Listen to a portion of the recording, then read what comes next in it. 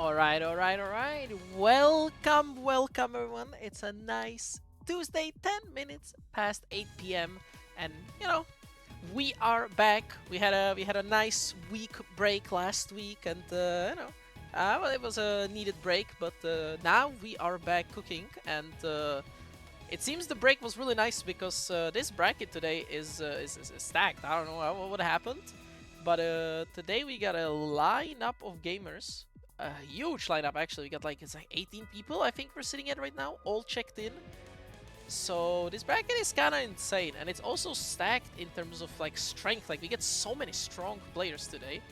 So I'm gonna show you guys the seating as always right here.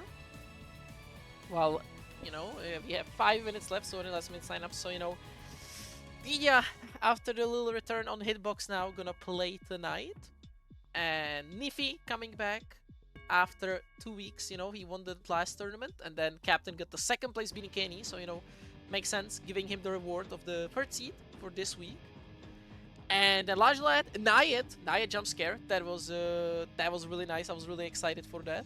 Seeing Nyad, we're gonna see Bedman because we saw Nyad on Sunday, right, in the Nemesis Storm the Castle event, and it was really nice to see. I don't see Bedman pretty much ever.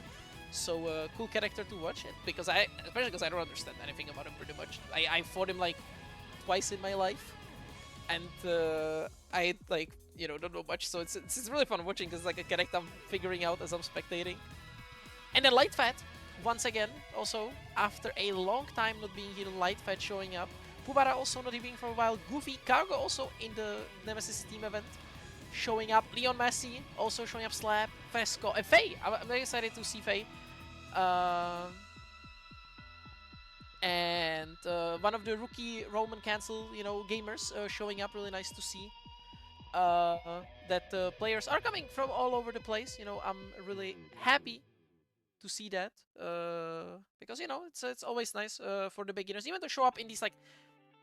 Yeah, Fresco also joining. Did I forget to mention Fresco? Fresco also in quite a while not being here, so really nice to see. I forgot to mention him. Goddamn.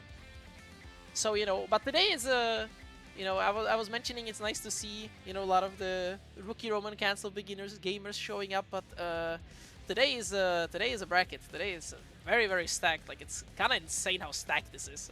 I think again one of the most stacked brackets we had in quite a while, so really nice to see. Because I'm excited to see what's gonna happen. We have a lot of potential here for some either insane upsets or some funny potential. F5? Alright, what's happening? Yo, Shadow Freak showing up? Dude, Shadow Freak beat LargeLaddie yesterday, but it was a first 2-1, but I kinda... Nah.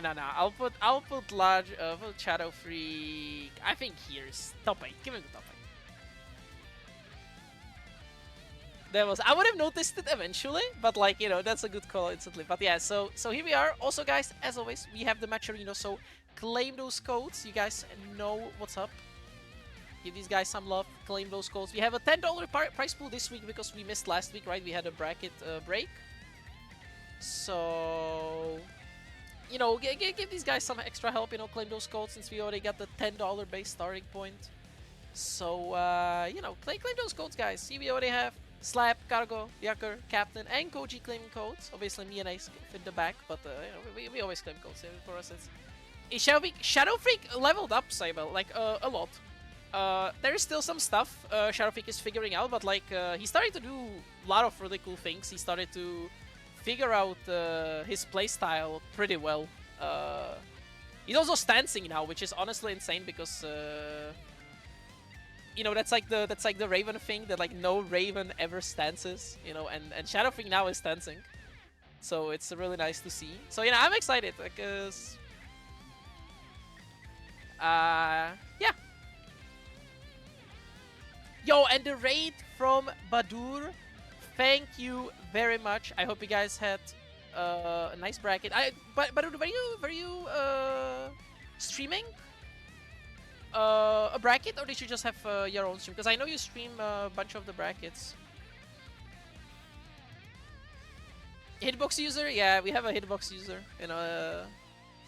showing up. I mean, I think there's a bunch of hitbox users in this bracket, you know. Pida is just trying to stand out. Yeah, DBFZ there. Damn, that's insane. That's hype. That is hype. So let's go though. Let's start the bracket. So 19 gamers today is so stacked. It's insane. So process check-in results. I'm gonna mark some stream matches, guys, as always. So don't start just yet. Let me. I see some potential. You know, Liam Essence, dude, and I think these guys just played casuals. That's kind of unfortunate. I think they were just playing in a lobby. But I'll put them on stream, and then I'll put Cargo and Faye. I want to see Faye, so I'll put Faye on stream.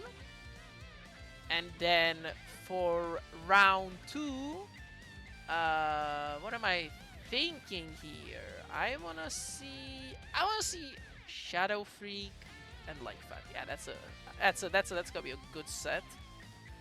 And then on the other side, this would make more sense, so I can then put this on stream. Yeah, this makes sense, like this.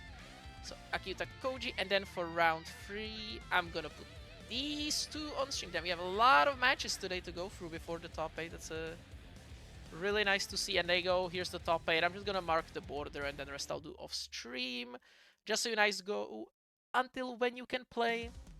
Because as always, you don't have to wait for anything. If the match is not on stream, you can just go at it and start gaming.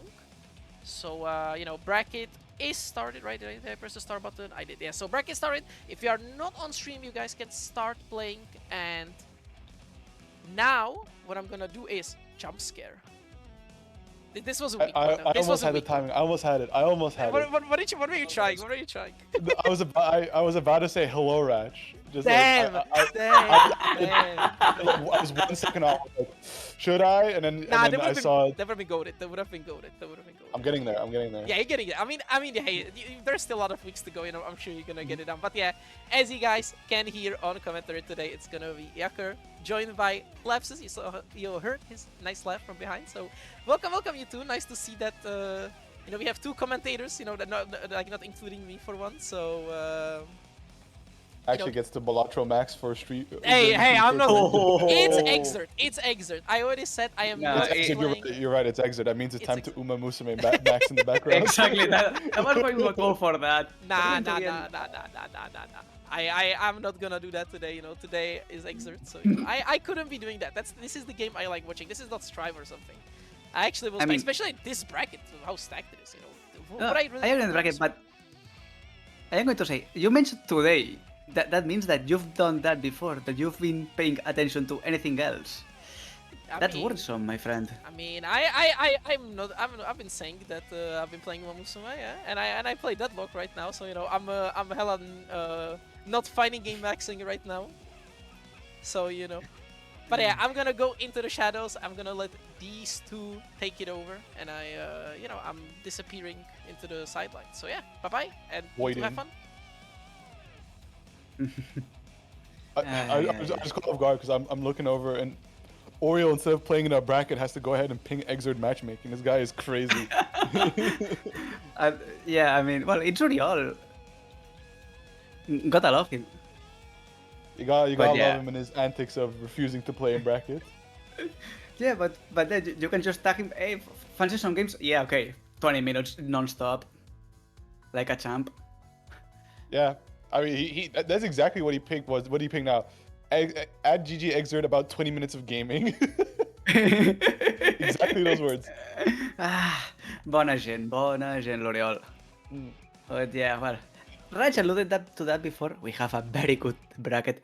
Almost 20 people, which is amazing. Yeah. And a lot of big names decide, oh yeah, I'm just going to stroll over this tournament. Nyphi, Nyad, Mr. Hitbox user, Kenny. The more the merrier.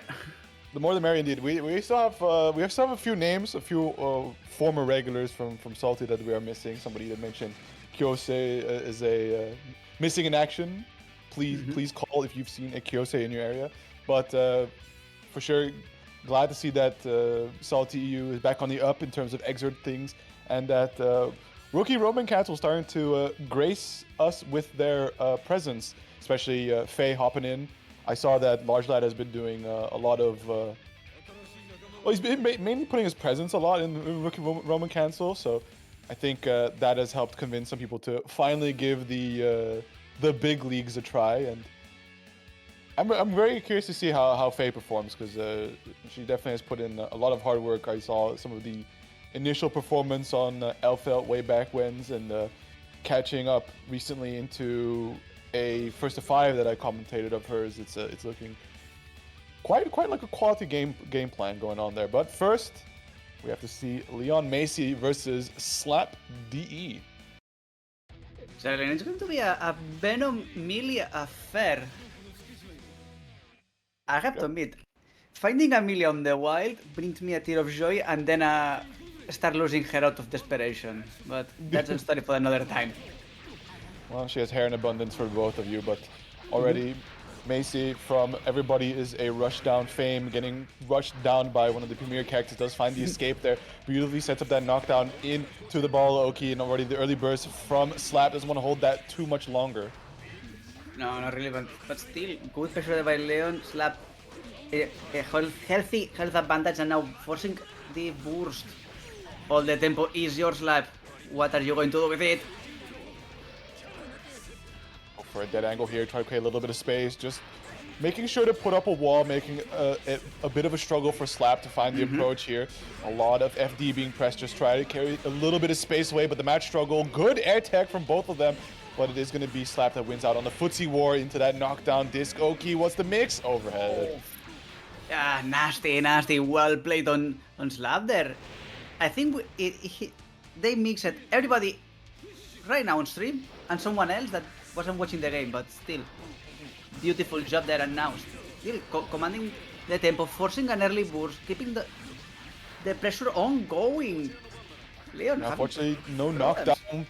And again, both of them air throw teching against each other here, but the big, beautiful, long-reaching normal from Venom catching Slap, trying to anti-air for it. But so far, this air-to-air game has been a bit of a risk here from Massey, not landing into too many.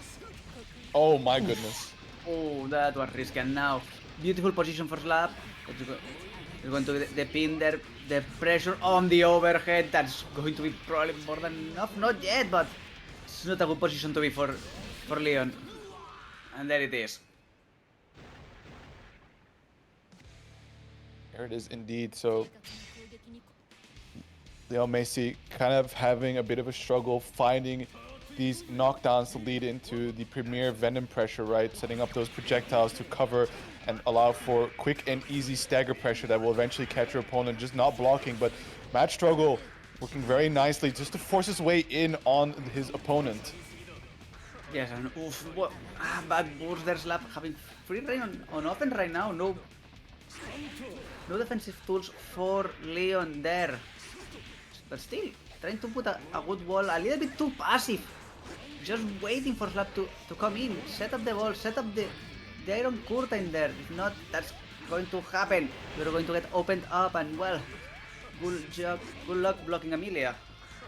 Yeah, nice 6 speed, just decides to not block and instead aim for an interrupt, finds the jump out as well as the jump in, sets up the mix. Good blocks here from Slap so far, teleporting after just to try and be on top, and the 6B into the great beat 6HS will find a round for Leon Massey. Can he bring it to a even game situation? Everything is possible in this game, Jagger. But I don't think Slap is going to make it easy for them. Good position right now for Slap. Is going to get the knockdown. Nope. Flash is just going to get blocked. Yeah. Oh, IB might have tried. I'm not sure what he attempted there. That air IB definitely gave him a bit of confidence to attempt something, but should have just gone for the ground throw. However, kind of at death's door here. At the point of conceding the second round over to Slap, it will be just that. And Slap now on set point against Leon Massey. Certainly.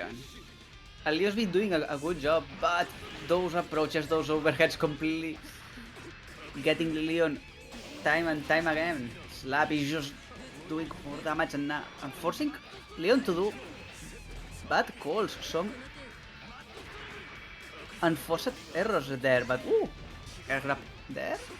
Setup is good, teleport is also good, but Slap gets a goal burst. And Millia with meter is dangerous. Here we go, keep the blenderizer running. This is exceptionally difficult for Venom, who doesn't really have any meterless reversal. This one, Yeah, it doesn't catch the jump in of sorts, but at least forces Slap to just block it out and being escorted to the other side of the screen. Yeah, another one. Just go for the chip damage, cash out as much as possible while the tension is low on Slap's side. However, Slap does find that escape. Now it's only a question of can they close it out. However, just bleeding a lot of health to these trades, though a little bit of an error on the Oki from Leon Massey is going to switch the situation back into Slap's favor now. Slight life advantage. Going for the dead angle. Hits that 6HS. Ball Oki not quite connecting. Match struggle for the late overhead. Now for the final scramble interaction. Slap does get the 5k end here. Sets up the disc. Oki, the overhead connects, and that will do it. Slap takes it 2-0 over Leon Massey. Beautiful game we've seen, and this ending was pure chaos. Damn, I love Xrd. And I want to say something for Leon. I know that's maybe a little bit. I'm going. How can I put it? Praying to the choir. You've been hit all the time for the 6k. I don't think Slap ever mixed any of those approaches. Was ring into 6k and it worked. Well, we didn't see 6k come out too often from Slap, I feel like. So it's generally like a difficult move to see. I know. It's a difficult move to see. So what you're kind of like, you have to be really in tune with Millia, or like very familiar with what Millia does, and to actually look for the key pose of what is 6HS or 6k, sorry, because it's very late at showing that it's an overhead with the traditional sense of like attack comes from high up to down, right? Yeah. What's more important is can you recognize her doing the weird like T-pose stance, and if you don't have like broad and very detailed experience against Millia, you won't really be looking for that or recognize that that is actually what you're looking for to react to the overhead. No, yeah, I agree, but I feel that there's a point in the match that you've been hit like 5 times with the same move that you say, for once, I'm going to block up. And I know that's technically not more viable because it's better to always block down to evade a lot of bullshit, but if you've been hit by so many overheads, gambling is worth. But as our dearest host is pointing, remember everybody, go claim those codes. The Hypnotoad is compelling you. Go to that Machino on stream, exclamation point Machino on chat, claim code. Claim schedule execution date, goddamn. Alright, but unfortunately Cargo having a bit of a trouble connecting to the lobby currently, so let's see if what the solution on that is going to be. Yeah, time to try a room code, but like Lapsus says, while we fix out these technical issues from Cargo, do claim some codes. We have 36, and I'm looking at 41 viewers. I will be analyzing the list of people in a bit to do some name and shaming if I see your name in chat without a code claimed. So keep in mind that that's what's playing. Okay, we're gonna remake the lobby. Very fun. Yeah, but apparently the connection errors were too much, so just make another lobby. That's something that's just quick to do. So there is no shame on that. It's going to be that we're going to take a little bit of a break on the Xrd, but it's for a good cause. Claiming codes is counter-revolutionary. Revolutionary to what? What are we revolutionizing? What are we escaping from? Yeah, and why do we need a revolution when we're already being televised? Capitalism. It's free money. Yeah, this is the Marxist vision right here. Yeah. Everybody contributes and everyone gets rewarded. I think. Yeah, we do believe. I'm taking into account that it's just a token of appreciation to our best competitors, something that you should almost always do, because if they are busting their asses, playing in these tournaments and then winning, doing great, while they are putting on a show, I think they are a little bit entitled, to some compensation. I don't mean, oh yeah, give them all your money. No. Be real. But let's keep it clear, top 1% propaganda. We do be doing a little bit of embezzling. Can't lie.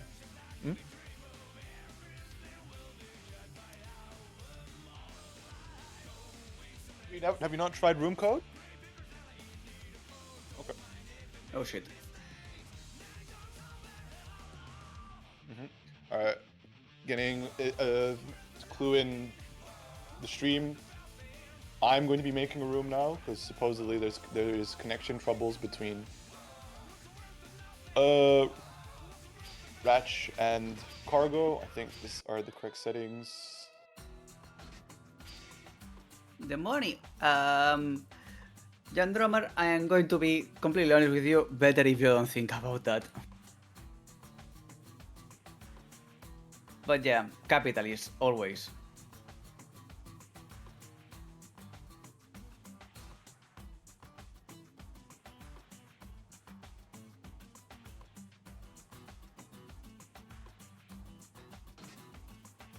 Okay, now I should have the correct settings, seeing as people are hobbling in.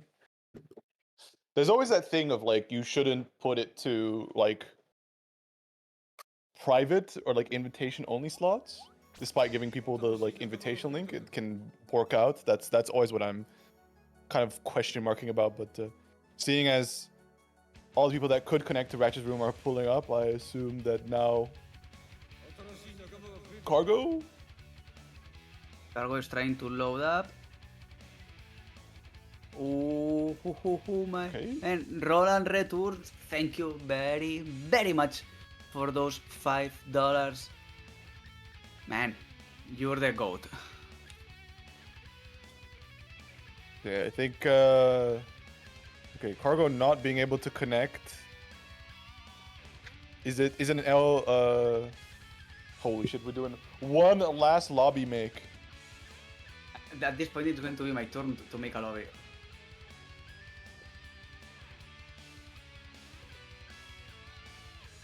Yippee. Yippee-ki-yay, and thank you everybody for that sticking with us while doing some code claiming. We're already down to 27 codes remaining, which is really good.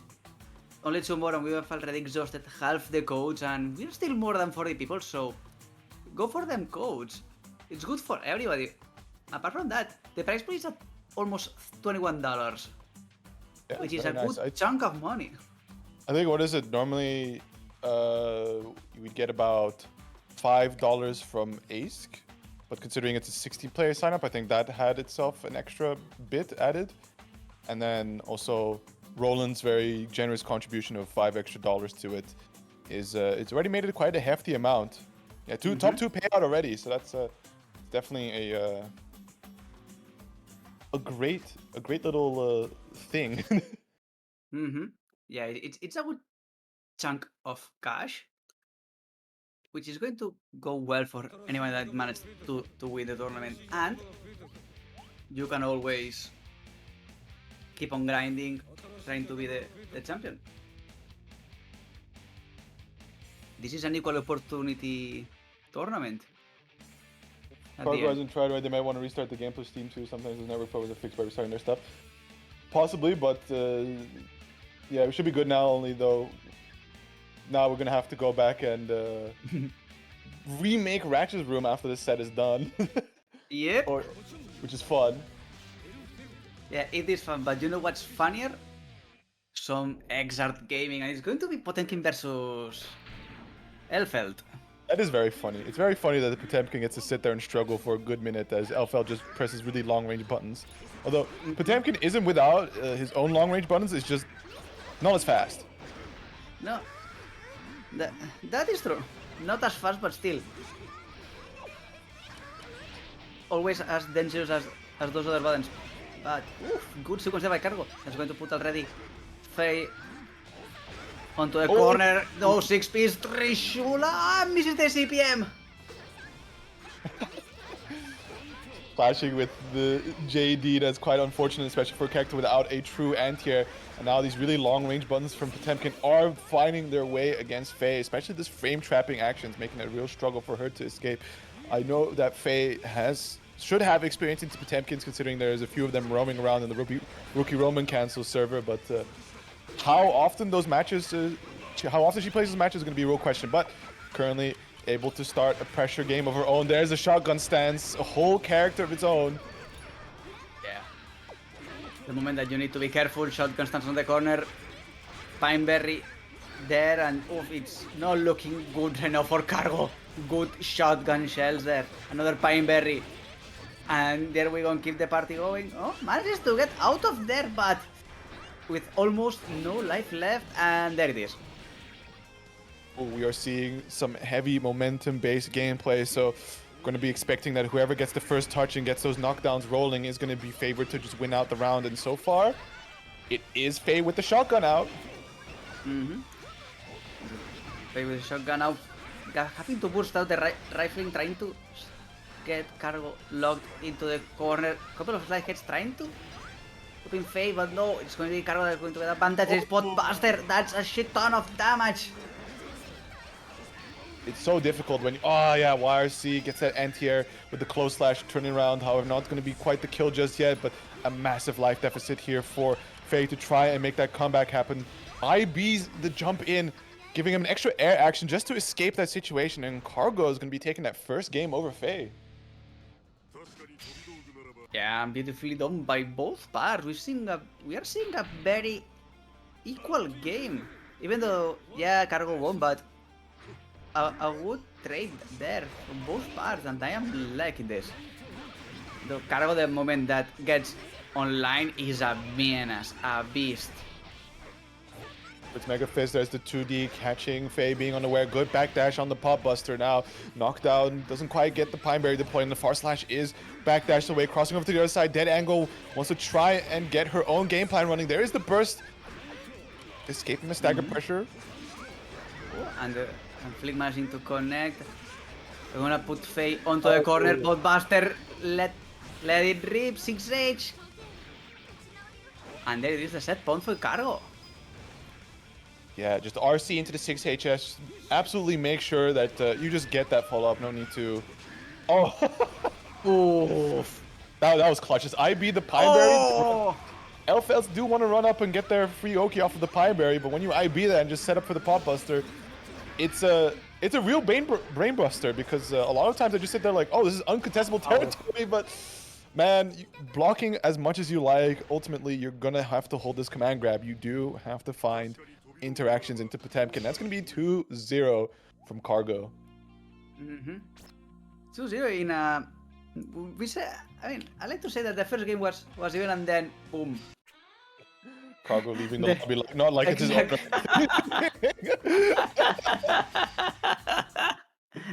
But yeah, I mean, the game was even until Cargo decided to, I'm just going to run up, Potemkin buster you, and let the game keep playing, and well,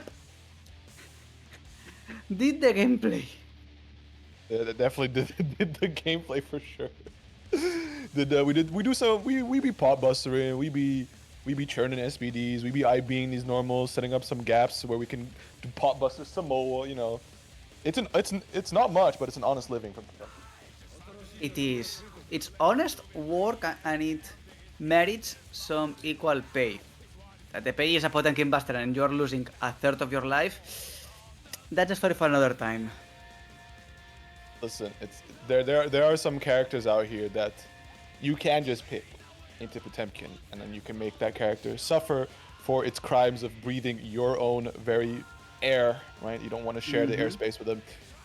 But other than that, when you are playing some characters that just typically like to run into Potemkin's face and run their pressure, you do just get into that interaction space where he goes like, oh, well, with one solid IB, one funny system mechanic interaction, and that is half your health gone. A pure magic trick. Yeah. So if you like magic, you know what to do. Play Potemkin. What's the point of background music if they're talking over it like this? Damn. So true. We'll stop talking between games.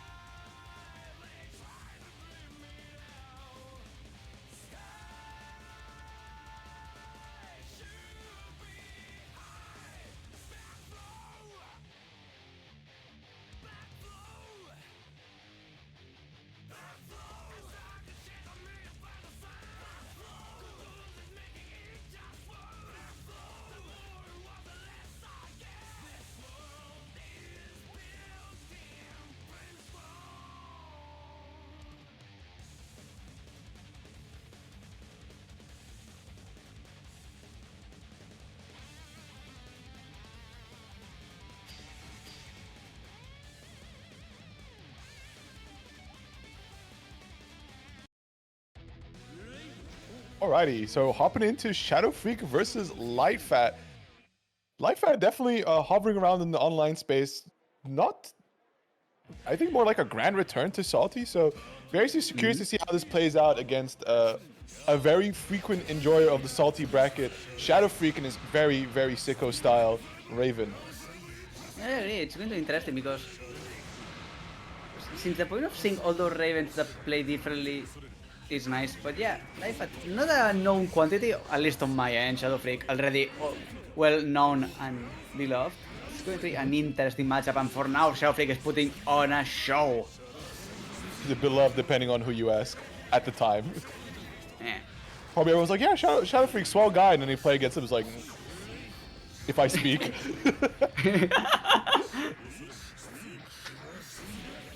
Nice. Memories of Vietnam. Flashbacks. There we go, catches with the low sweep there, and already we're starting to just poke out. Playing a superior range game than Johnny somehow. Just throwing out this projectile, says, come on, approach, do something. I mean, it's a good projectile. Oh, beautiful face there, gets the grabs. Gonna set up the corner, getting as much excitement as he can, and then, and again! Again! Yep, run up. Man grab. Unfortunately, great beat, but that's more on Lightfat as basically giving away free excitement gauge for fun. Look at the sporadic air movement here from Shadow Freak. Just wants to constantly be in a really awkward position that Lightfat doesn't have quite the answer against. We already saw the 6K attempt going just barely whiffing against Shadow Freak. And now the run-up throw. I think Lightfat just has a very hard time figuring out what the hell is Shadow Freak doing. Yeah, certainly. Not playing by the book means that you're going to make your life a little bit difficult, but your opponent, if they are used to just facing this kind of character, they are going to start tearing their own hair. And for now, Shadow Freak gets that first game. Yeah, Shadow Freak as an opponent is just somebody you have to play against very frequently to suss out his rhythm, his preferred buttons, and especially getting a feel for like when is that JD from Shadow Freak going to be deployed? Because simply just hopping in, being like, oh yeah, Raven player, I know how this goes, is where Shadow Freak is going to have a really grand old time with you. You're going to go right into his operating theater. And well, you don't want to play against this kind of player ever, so good luck on that. But back to the gameplay, we are seeing Shadow Freak already in a very good position, a good amount of excitement. Burst advantage, but oof, Johnny connecting there. Well, the execution error, that is not what you want to have, especially against a high excitement Raven like that. You want to get these knockdowns rolling because before you know it, you're sitting there trying to mash out, but getting thrown yourself instead, and the reset should be more than enough to get the kill here. Shadow Freak making quick work of Lightfat so far, already on set point, hasn't dropped a round. Yeah. Good run there, and oh, Lightfat. Aggressive front start, it pays off, but could not convert there, and Shadow Freak is going to set up the Oken. Oh, that's nasty. The online classic. Another one into the other. Yeah, finally bursting out, had enough, looking to be a little bit more patient.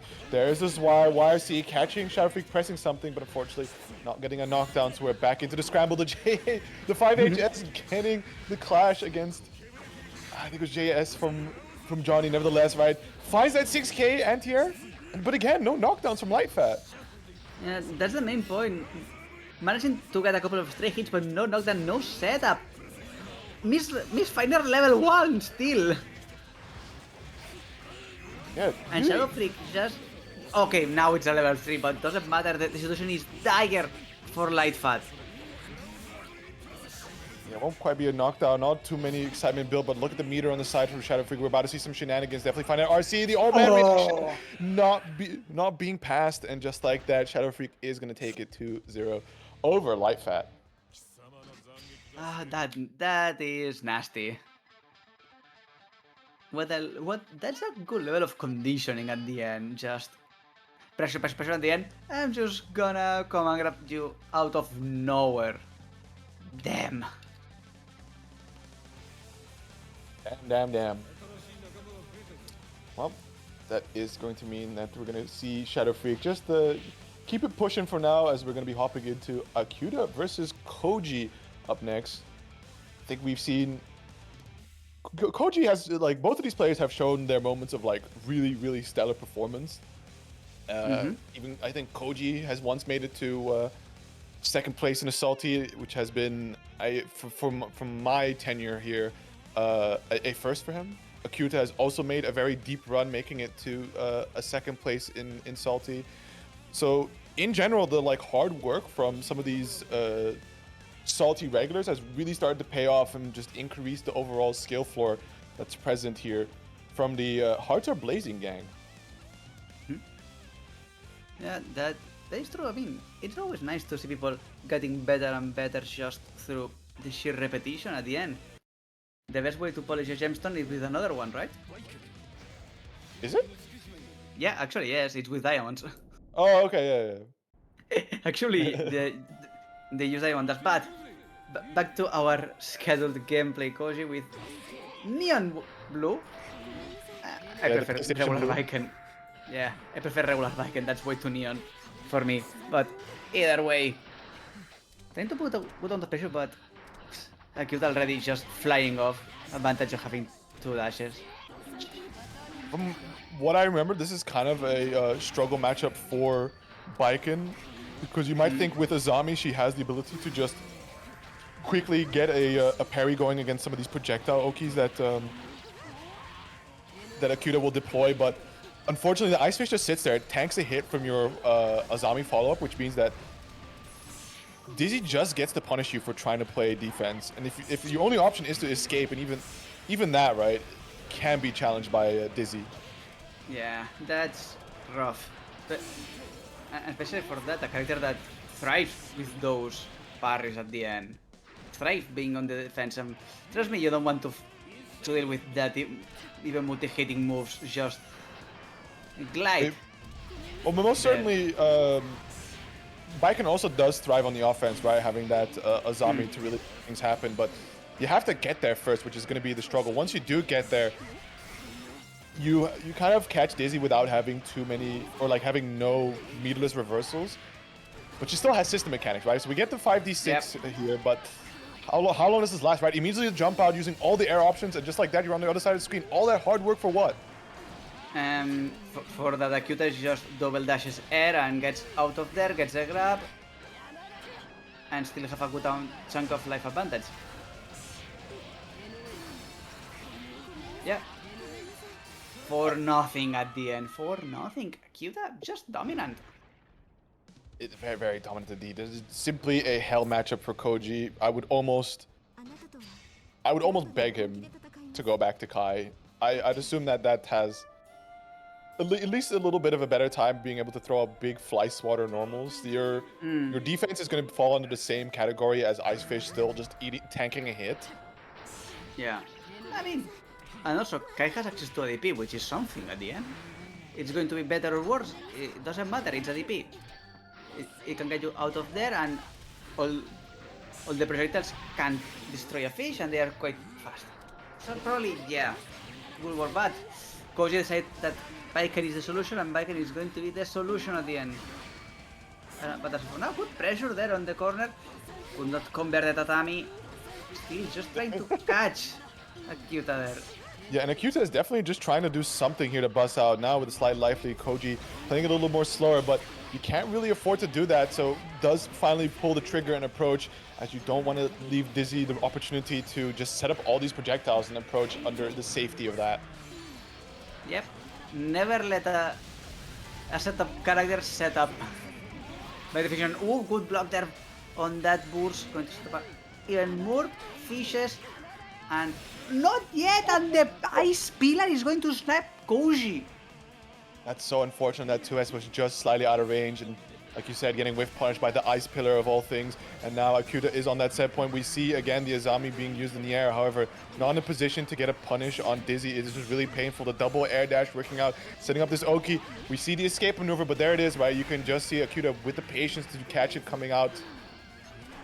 Yeah, this is not like you're playing Axel that, yeah, you're going to get committed. This is just sense the projectile already done and dusted, ready to party. Koji is going to have more difficulties. I'm going to tend to put this in the corner, but no, gets out of there. The pressure is very good. Cavalry does not connect. And Akiuta. Ooh, Firefish not triggering, so Akiuta now just trying to wait out an opportunity to move away. The bubble pop and yeah, clean 2-0 against Koji. Just overall, I really can't fault Koji. This is just a really painful one to play out. Yeah, it doesn't look good. It truly doesn't look good. But hey, Credit to Akiuta as well for really just executing on the strengths of Dizzy, making it absolute hell against Baiken, as you should. Yeah. Hey, it is what it is. You have to play to your character's strength, and your strength is making your opponent wanting to just stop playing. Sadly, it's what you have to do. Absolutely. But up next, a bit of a interesting turn of events now that the bracket is slightly larger. We're going to get K&E versus a LargeLaddie, which we usually expect to see converge somewhere deeper in the bracket, but already meeting at this point. And typically we've seen this go the way of K&E, but LargeLaddie has also been able to prove that he can tussle with the gorilla, and he can come out on top. He is that one human that can beat 100 gorillas. I mean, isn't technically a reverse 100% rack gorilla? Yeah, still doesn't matter. We're seeing K&E already. Putting LargeLaddie on the corner, the teleport getting out of there. Both players just trading the corner as they can, and goal was there for K&E. Oh! Yeah, just make sure to keep the pressure tight, because you don't want to really afford an opportunity to K&E to let the meter be used. 50 already spent to keep the pressure running. A late DP coming out after the parry was flashed, and a follow-up was attempted there by K&E. But again, RC, but sets up for the stagger into the tick throw. That's a good position for K&E, trying to score more damage, and it was a decent conversion. Which one of that forcing the burst out of LargeLaddie. Teleporting. So really just working on creating space away from K&E, just wants to not be caught up in this stagger pressure. Instead, wants to be the one that sets up the pressure himself. RC looking for the air throw, however, K&E just narrowly avoiding it. Oof. That bleeds, my man. That bleeds. Yeah, very nice. I think it might have just been a fuzzy trip. Like, you get low enough to the ground that even though you're in the air, it still counts as a high low. Well, I need to see, but no, that's not already. Keeping the pressure good. K&E locked into the corner, and well, why do I talk? Fortunately, LargeLaddie just barely not getting that 2 HS putt. Would have been a massive counter hit, but instead finds that 6 HS. This is a counter hit he's looking for. Just look at that life lead now. The empty teleport into the low, bring it back down, wants to mix, and again, just K&E getting blenderized with no DP card to his name. He only has that startup to be able to invuln through, but still that means a trade at best, and at worst you just get hit out clean. But there's the RC, overhead connects, we are reset, towning it up.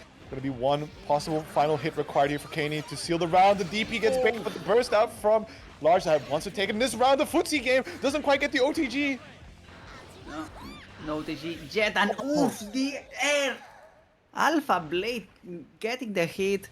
LargeLaddie getting that first game. That was an interesting sequence. We've seen LargeLaddie from there are moments that completely locking down K&E. Yeah, absolutely. It's been it's just one of those things of Chipp where the character really just does it to you, where you're just gonna get knocked down and constantly opened up, Chipp to death. But the trade-off is that you have this low health, right? 2 6 HS counter hits and already just exploded like that. So not a whole lot of health left for LargeLaddie here to trade with. But so far, brother.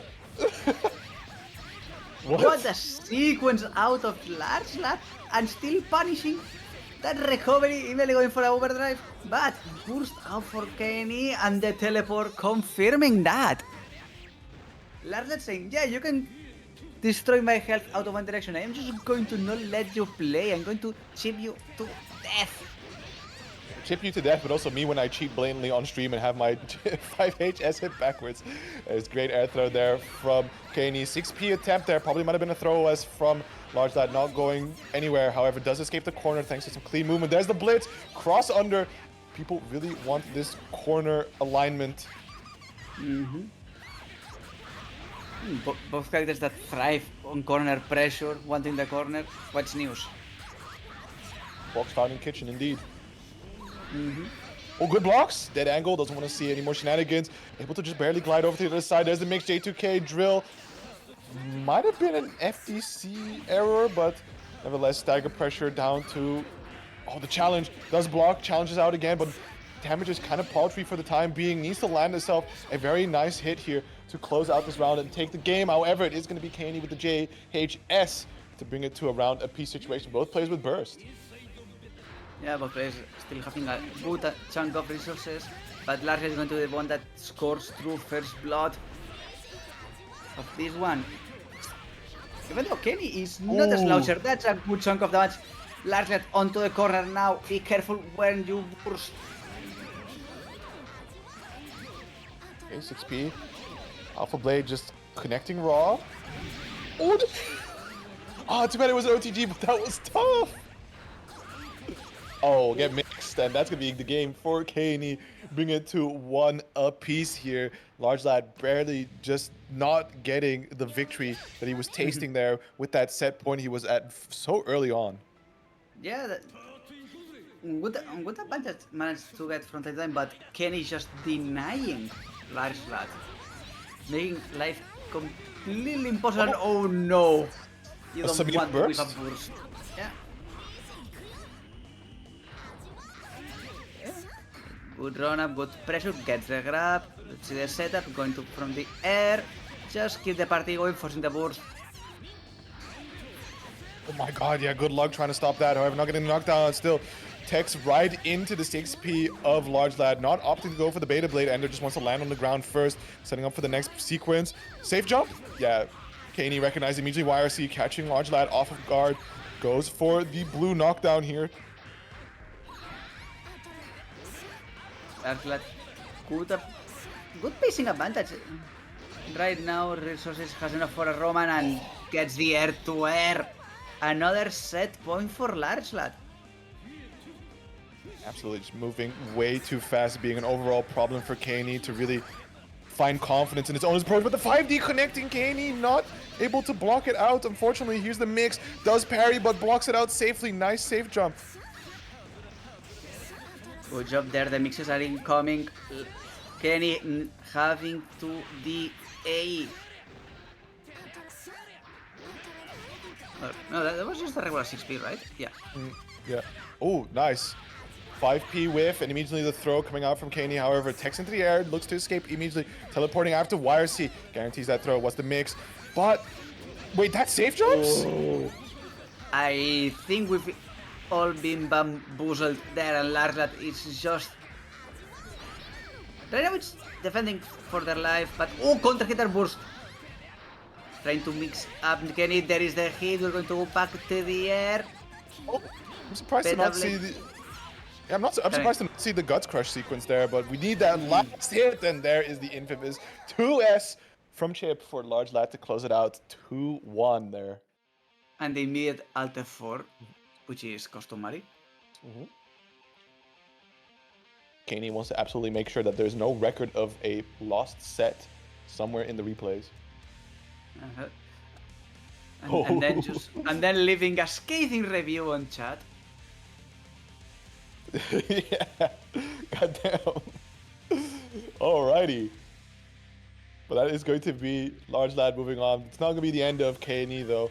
You have to play the rest out through the loser side. But up next, it's going to be a very, very fun one. It's going to be TheCaptain versus Nyad. Nyad, who we don't see here all too often now, fully back in the swing of things, grinding it out, getting some matches going against some high-level players.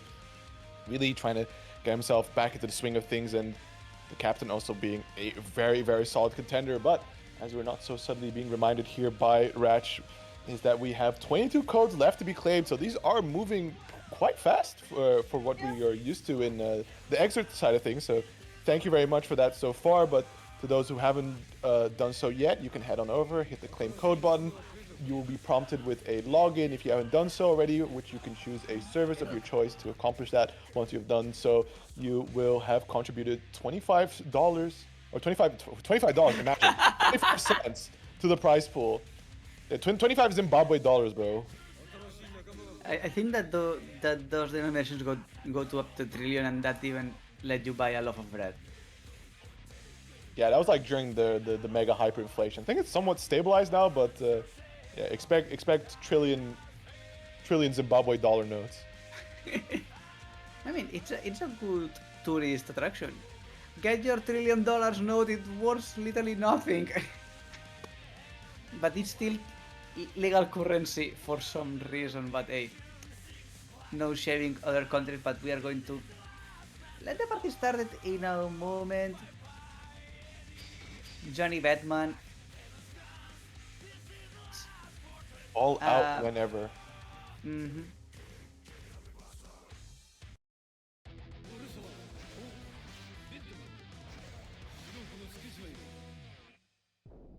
So from what I can recall is that this one isn't all too good for Bedman, simply because of the range that Johnny can play at. And just like already, you can see just cutting away at cutting away at the seals. Like it's a painful one, but it's exactly that Nyad wants to set up for, right? That they send out the bedhead, they force the captain into an interaction, and just like that, set up the next sequence to punish him for attempting anything. Interesting. It's not something that I would have thought for, even though I am used to playing a character that has long range, but not having the capability of dealing well with all the sigils. But yeah, it's true, but we are seeing Nyad just demolishing the captain right now. Good health advantage, and the Izuna drop at the end. Yeah, if there's anything you can rely on Nyad is that their fundies are well placed, and there isn't an air situation that doesn't go with some kind of anti-air. However, I've heard complaints from Nyad against Johnny specifically that JHS as a counter hit is a stagger counter hit, which is a problem. Yeah, because Bedman notoriously doesn't have the best anti-air, and instead it's Nyad's focus to get that to counter hit and then trade for the combo, but not against stagger counter hit. Okay, but as of right now, already putting Captain in a pickle. Nyad is going to attack to half tension in a moment. And Captain's position is not one to be enjoyed. Locked in the corner, racking up risk. With the bed fall there, but excellent positioning from the captain is going to be clearing away from that. Getting the punish on to boot with it around the piece to both players. The burst in Nyad's favor only slightly though. Few hits and the captain will have his very own. And Nyad right now is just trying to set up the head, but unluckily being stuck on the corner. Captain already trying to put some pressure onto Nyad. Good couple of hits, and Nyad getting the confirm there. Backing away. You do see the captain try to find entry there. The Deja Vu projectile is barely not able to find its mark there. Good blocks out, but unfortunately it's still the strike throw menace. Gets the OTG, but this time try again. Yeah, okay, we got it now. Yep. Ladies and gentlemen, we got it, and more importantly, we are going to make Captain mess his burst. Nyad also needed to burst in that position, but the advantage in resources is immense at this point.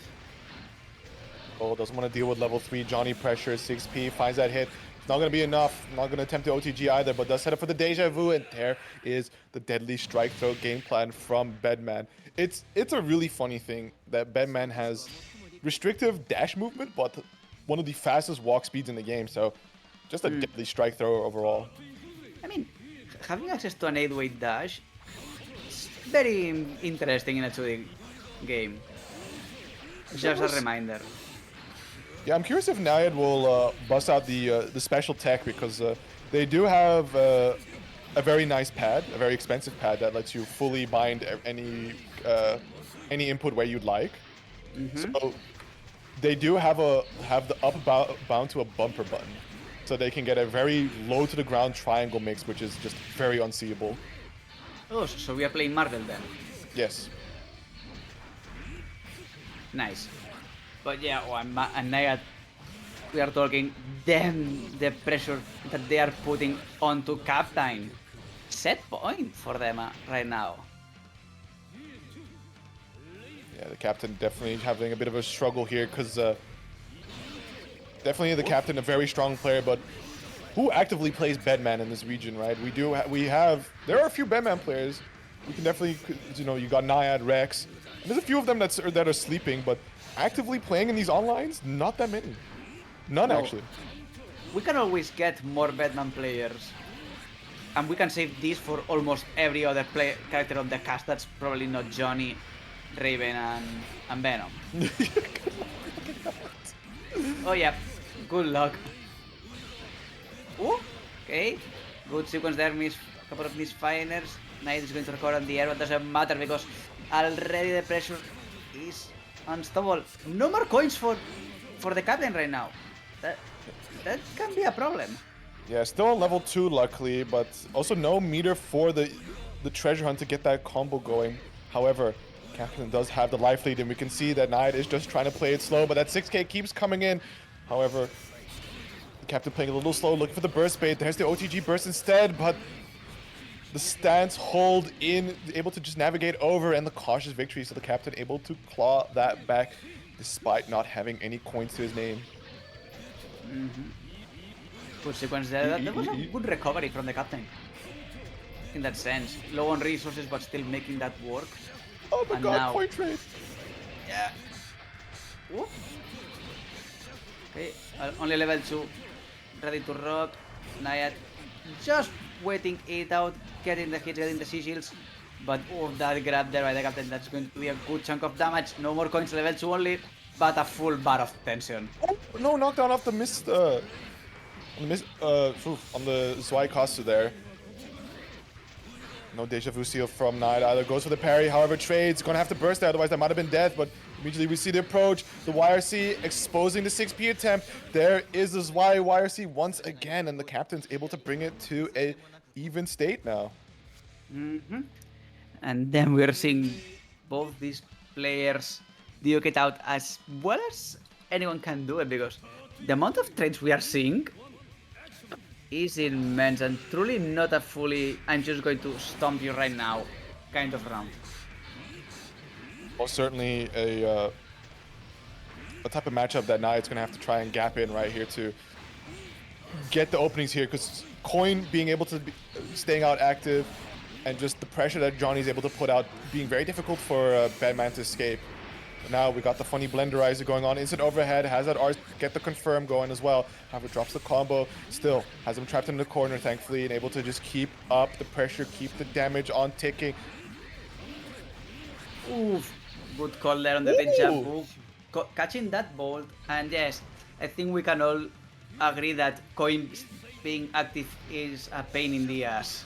Oh, absolutely. Trust me. I know. But yeah, ooh, Nyad good start there, setting the blender, but the grab out of the captain. Yeah, very nice. Oh, 2HS not quite hitting its mark still. Nyad locked in his corner, and we can see that the captain is trying to move around to make sure that it is Nyad's back that is facing the closest corner. Far slash connecting, but there is a throw. Is it close enough to get the pickup? Oh my goodness, great beat though. Captain is going to beat himself up for that error. But for Nyad's favor, that's going to be a lot of pressure and already wasting the burst out of the captain. Very good position there for Nyad. The pressure is unrelenting. The hits are coming, and there it is. Instant overhead RC. Good luck blocking that out. But it is going to be Nyad taking it 2-1 over the captain, sending him down to loser side. And that's going to be later on Nyad versus a very washed up, only playing esports games, Pida. But first, we're gonna have to see the upper side, the very, very top, Nyphi versus LargeLaddie. Yeah. I mean, Nyphi, LargeLaddie, Mr. West out versus Nyad, and on the bottom end of the bracket, Cargo versus Koji is going to be one of our loser matchups. The other one still being determined. Well, they're going to catch up one of these days. Apart from that, I'm just going to remind everybody, while we're still waiting for people, we still have 20 codes remaining to be claimed. Out of 50 people on chat, we have 20 codes. That is about, I don't know, like less than a code for 10 people. 20, my memory serves me correctly. Math, they are hard. The math ain't mathin', that's why we're commentators. We are here with our ability to talk, not calculate numbers. You'll see the number on the match Reno. Find the nearest person with a valid non-duplicate account and get them to claim a code.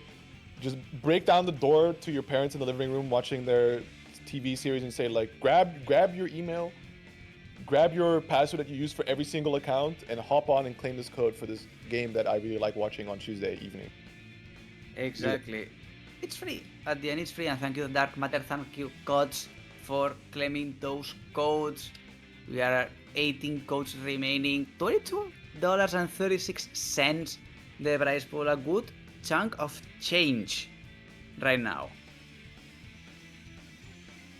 Actually, what's the legality on that? How does Matcherino feel about us cloning people? Does that count as a valid, unique person, right? So it's not like a person with a bunch of accounts.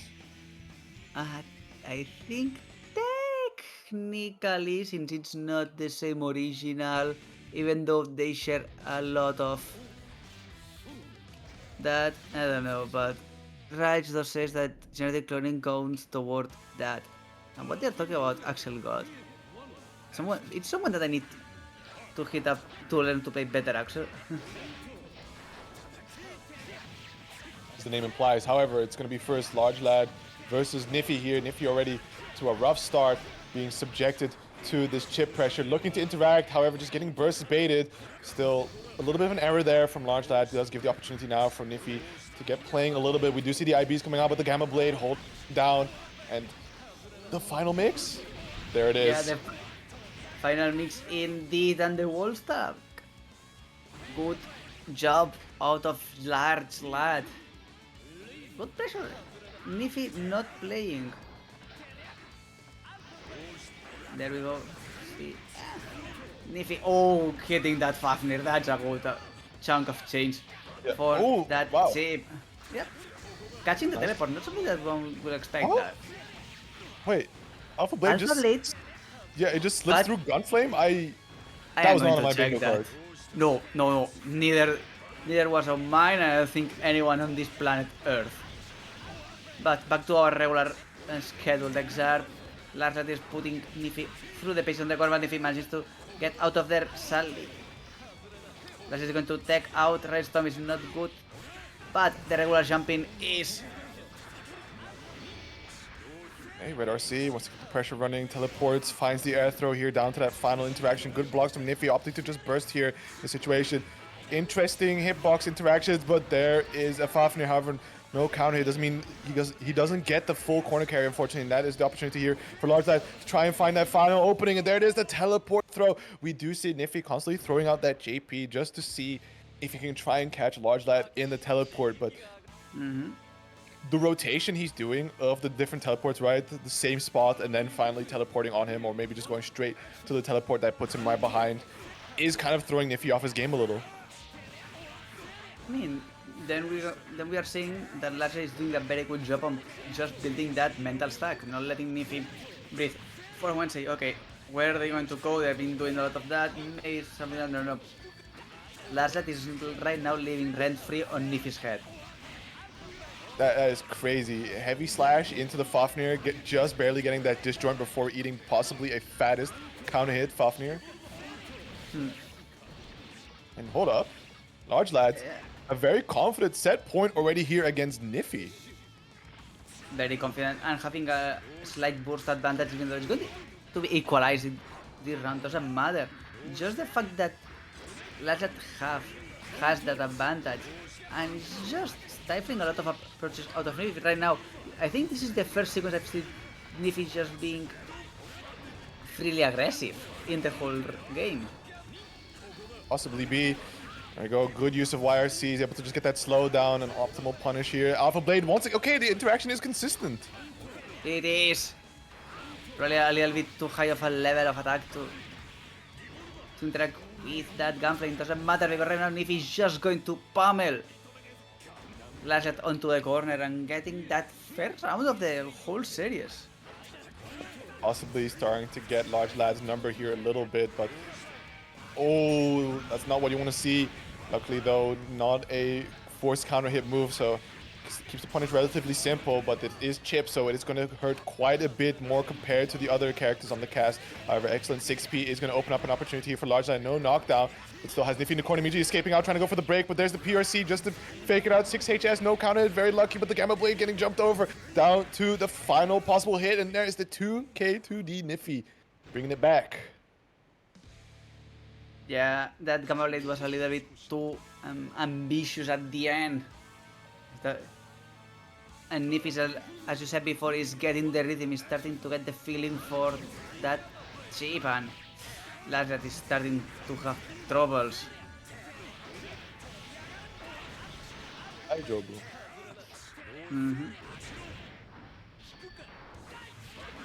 Oh, 2D anti-air, we love to see it.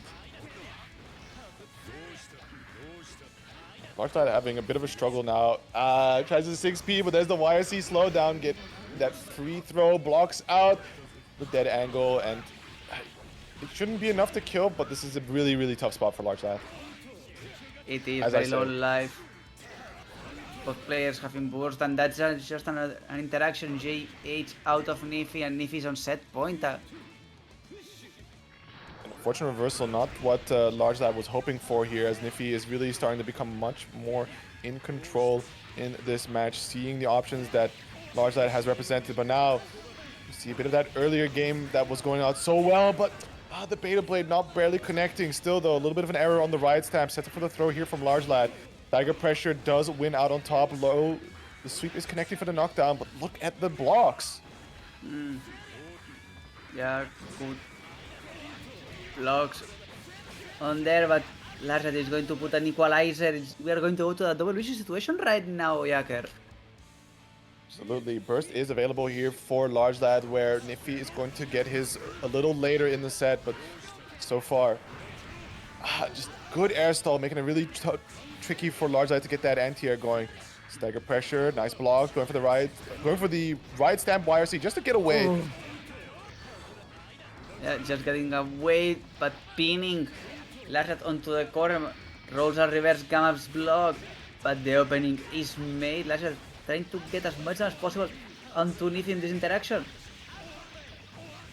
He tried to go for the cross-up Alpha Blade, but kind of made a mistake there. Oh, okay. Oh, wait, that's massive. Hold on. Shouldn't be kill here. Gonna get that mid-screen extension. Wait, oh, yeah. Oh.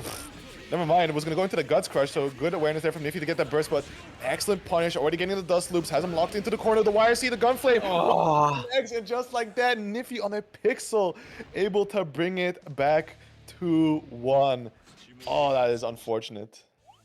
It is that burst. Nyphi was just saving that beautifully, waiting for that perfect moment, and the perfect moment came. It was just so devastating for LargeLaddie. But hey, they're still losers. They're still losers.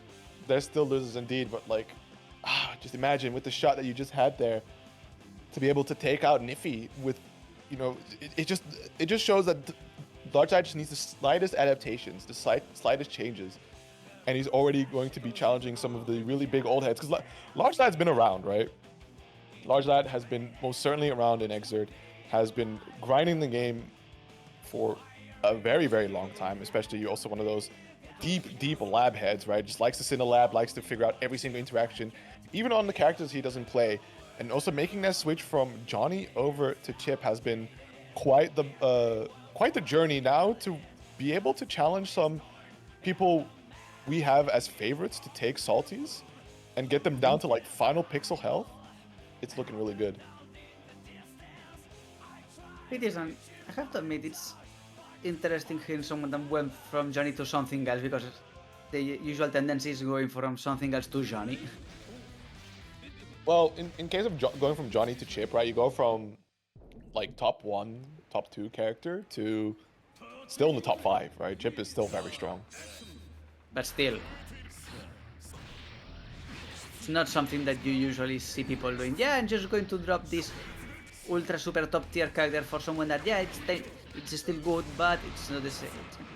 It's one of my ramblings, but we're going to we are seeing the other winners semi-finals, Nyphi versus Pida.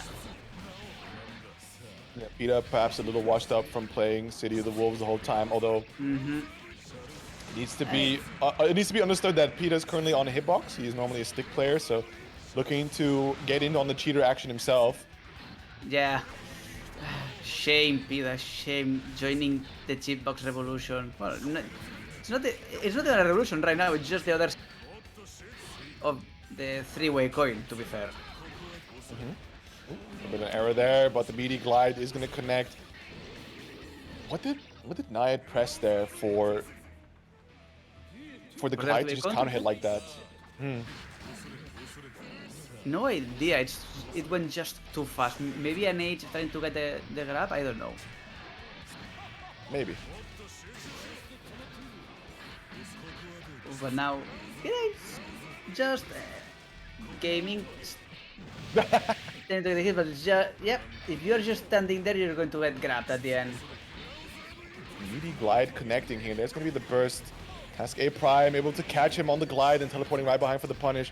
Sends out the Task A, but you can already see the stance coming out from Pida, right? Just the very slow moving projectile gives him a very safe guarantee to at least get one of the hits in the boomerang action to charge up some of that excitement gauge.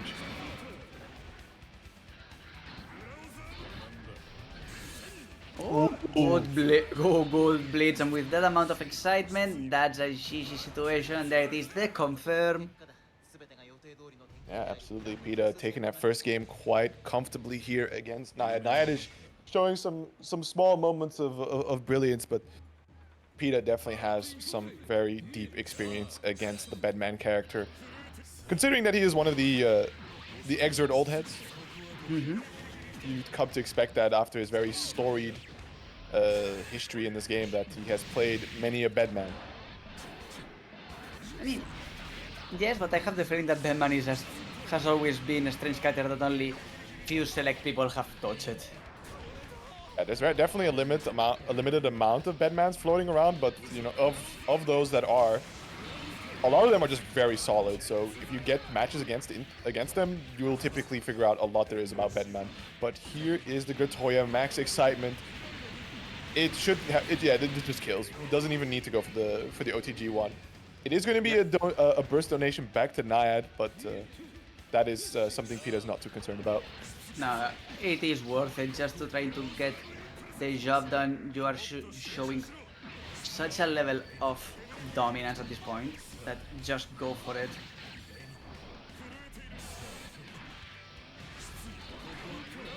I was hoping to probably catch him coming out of the stance, but it didn't work out.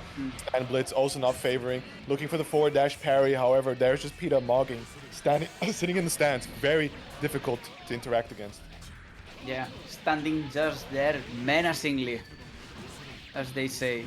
And now Pida, full excitement, needle connecting, aura farming with the stance.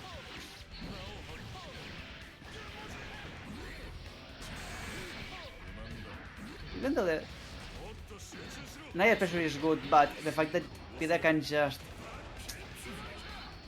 run forward, evade everything, and get that super, it just says a lot that Pida, even though still washed up on that hitbox. I mean, it's really unfortunate for Nyad, right? Because like a lot of the strengths that Bedman has is he likes to, similarly to Dizzy, litter the screen with his own stuff and then start getting deja vus going so he can kind of cover his approach, and then he starts 8-way dashing on you, having a grand old time. But Raven just has that stance where he's like, oh, word, we're throwing projectiles and shit on the screen. Let me get my own benefit off of that. Let me actually come out on top of this situation. He does have that pink health, but you know, you definitely put yourself in a risky situation because they can also just YRC out of the stance and you get scooped up or whatever. Try to check the dash with 2K, but it was still invulnerable. Yeah, man. It'd be like that. Okay. That makes more sense than what I was proposing. But hey, Cargo's already joining this stream. Last reminder for everybody that don't tell me we're going to have behind the same problems as before, please. No. He needs to refresh. We're at 17. We're at 17 codes. This ratchet guy needs to refresh the webpage. No, I was talking about the lobby. Oh, is it? Wait, is it Cargo again? Is it Cargo again? Yeah. Oh no. Oh no. Okay. It's my time. It's no, it's time for Cargo to make. Well, actually, before maybe we try Daisy's suggestion that Cargo does a quick restart of everything. So just close down Xrd, restart Steam, boots it up again, and then should give it possible fix. Let's and then see otherwise we do the nuclear option. Sorry, it happened. This is kind of just come the thing you like. Each format has its issues, right? Like online has its network issues, has its connectivity problems. You know, shit happens, and then offline has its own deluge of problems that can also occur. So there's neither format that really stands out on top, and it's kind of nobody's fault really. Well, offlines definitely have some preventable things where you can just stare daggers at a TO and be like, bruh, what are we doing here? Why my setup got lag? But you know, why is everything head to head? Why are we using HDMI splitters? What's going on? Yeah, and also take into account that for online this game is from like 10 years ago, if I am not mistaken. I mean, well, it is, but you know, Fix Me Steve did give it a new fresh coat of netcode paint. No, I agree on that, and we are all appreciating that because it's the only fact that we are still able to play this online. But if you take into account that Sys is not well known for having a reliable lobby system. True, but what's really funny is that the games with like somewhat decent functional lobby system that doesn't randomly drop are games that were worked on by like someone else. Yeah. So we got like the Plus R, which was worked by the Plus R modding gang. Then we had Xrd that was worked on by Fix Me Steve, I believe. And then we had Blazblue Central Fiction that was worked on by Kovi Domi. And then there's BB Tag. They did not cook with BB Tag. That was to see that Caribbean peak yesterday. Awesome. Right, what do you think if I try to make the room myself and that can't work for... No, just Cargo has to just do it.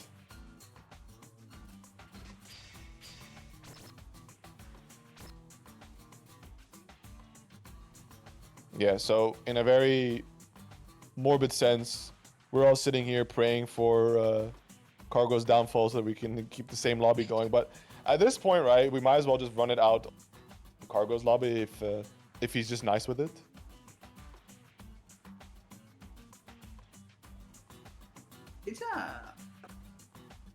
It's a plausible solution. It's possible. Just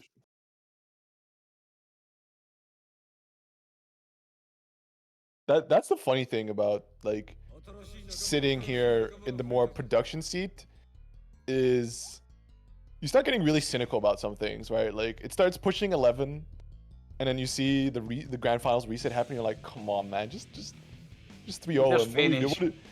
Just 3-0 this guy. What are we doing? But then as a spectator and also a commentator in general, you're just like, oh my god, more games, Pog. Except when the commentator still needs to eat something because it's 11. Damn. All right, This is a PSA. Do not go to drowning pools. For that awful joke, I do not endorse drowning pools.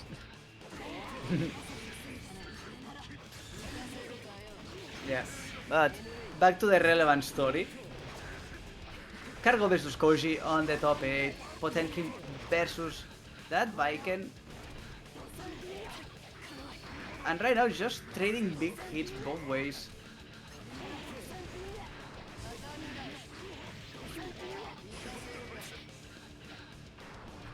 Slight life lead here for Koji, just ticking away at the Potemkin player. But, you know, part of the benefits of being a really beefy guy like Potemkin with really good defensive ratings is you can take a lot of abuse, but, you know, ultimately you do need to come out on top with an answer.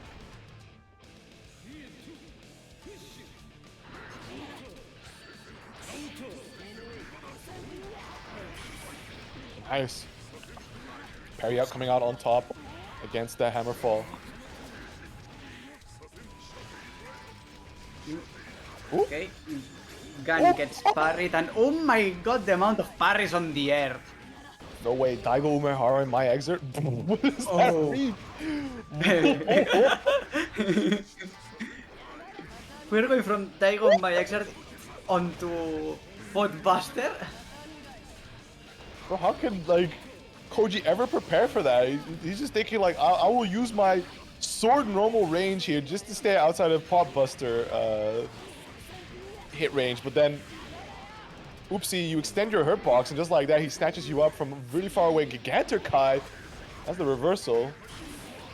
That works, but Koji is still not dead. Push in the air flick, into double wire grab, slide head, ICP me. I'm surprised at the burst here from Koji. Trying to get that throw, but a little too far away, but the 2HS finds his mark, so the hero burst coming out clutch, taking the first game here against Cargo.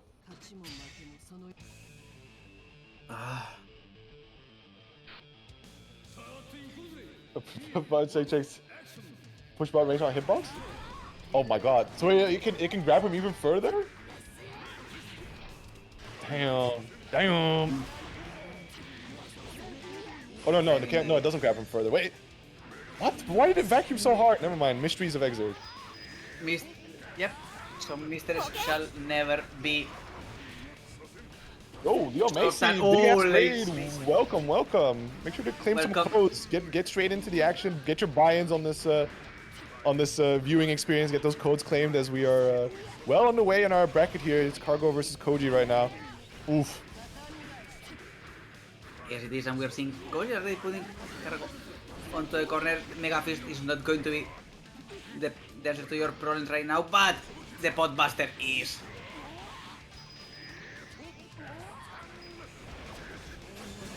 Nice, big parry to get a little pickup going from. It's not going to quite be killed just yet, but both players relatively equal on the health total here. It's going to come down to that final interaction. We see a parry attempt on that JD.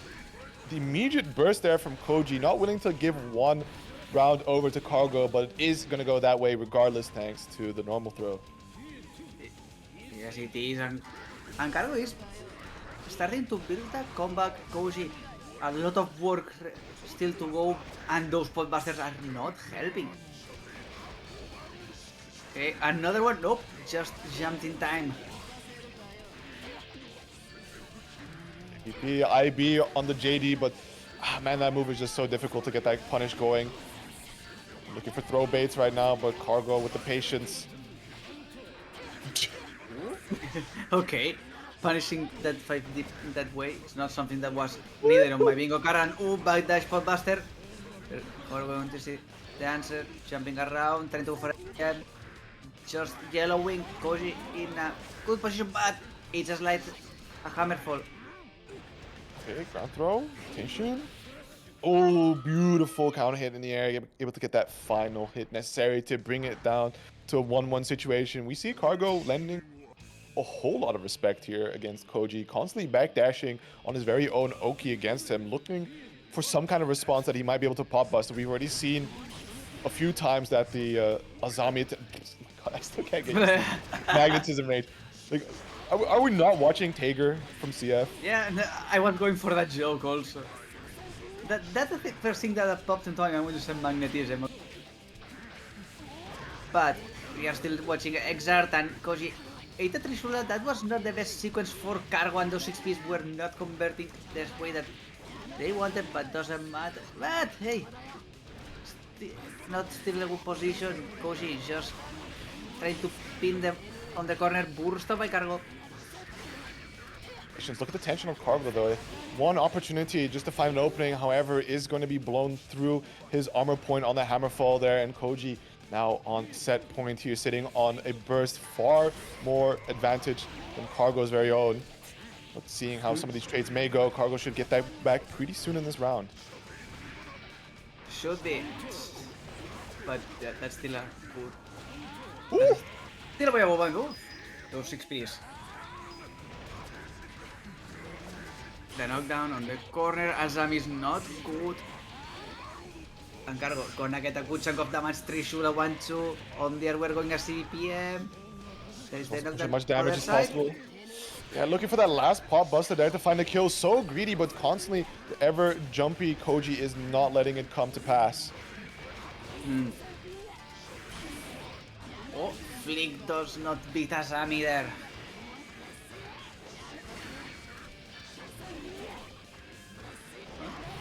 The weaving and the hammerfall connecting. We are going to double Luigi situation, Jacker. Though Cargo hasn't quite acquired that burst yet, and there it is, finally, the backdashing on his own Oki paying off, seeing that Azam and immediately getting that pop buster rocking, and a great life advantage he's already created for himself. That means Koji does have to play rather aggressively here to try and break this deficit. However, it is only going to be piling up the more risks you take against a character like Potemkin especially. Exactly, and now Koji is almost truly in check. Koji right now is in check. Goal burst. Managing to evade that 5D. Let's see if Koji can manage to do that whole amount of damage in one sequence just to be safe. Oh my god, just the freeze there, getting the heat knuckle extend, and it will kill! Cargo takes it over Koji. That is, oh man, that interaction against the air zombie was so tough. That was so awesome. Anyways, now let's not have Cargo leave. Don't leave, don't leave. Sit here. We don't want to remake these lobbies constantly. Yeah, because that's going to be like the 6th time we're making a lobby. Yeah. Absolutely. So, up next, it is going to be TheCaptain versus Akiuta. It's good to see that Akiuta is making this very deep run, and also coming off the back of winning against Lightfat, so having that slight practice beforehand against a Johnny. However, we all love to say that Guilty Gear, Xrd especially, very deep game, a lot of skill expression, a lot of player expression as well. You know, we can all play one character such different ways. So one Johnny's not like the other, but there's still a lot of there's still a very fundamental basis that a lot of these characters operate on, that it is very useful to play against a different player on the same character before going and facing off against the character yet again. Certainly, I mean, or at least you already are more refreshed on the bullshit that they want to throw normally. So you are starting to know, yeah, they are going to go for the. You have your muscle memory fresh, or as fresh as it can be, to be fair. So yeah, even though you said before, yeah, not two players play the same character, well, the same character the same way, but still, more or less general principles apply. So it's a free workout in a sense. Certainly. We've also I kind of made a comparison before when we saw Niad play against the captain, right? Bedman versus Johnny, that there is a slight overlap in the matchup for Johnny, in the sense that both characters definitely like to populate the screen with their own projectiles. However, those from Dizzy's are built completely differently in a much superior way, just able to tank an entire hit, which should mean that Akiuta is kind of free to approach on Misfinder when Icefish is just hanging around on the screen. So we'll see how the captain deals with that, especially with the air mobility of Dizzy. It's gonna be a tricky one, I feel, for the Johnny character. Well, I think it's going to be tricky for both at the end. Dizzy is fragile and Johnny hits like a truck. And yeah, mobility is good. Fishes can need a lot of hits and more or less mess up Captain's approaches, but still, a couple of straight hits can put this in a dizzy state, and that's almost certain death for anyone. Yeah, just making sure that Captain is constantly holding these fish, and there it is. The deadly strike throw game of Dizzy, setting up the ice fish, and immediately the fireball coming out, making sure to not too hastily follow up behind. The blitz the second time working out quite nicely here for the Captain, piling up as much damage as possible. Level 3 Misfinder on the table, finds that overhead, the burst is available, but Johnny, a notoriously difficult character to burst out. Yes, notoriously difficult and practically difficult. Easy to deal with. Johnny, DA is not good enough, and another level 3 that misses.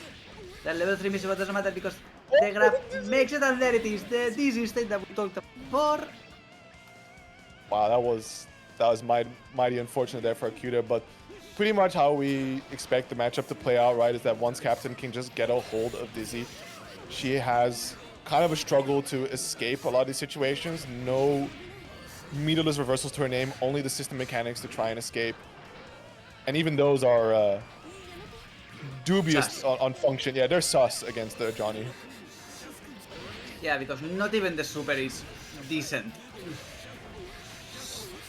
Too little horizontal space, and we're seeing that before now.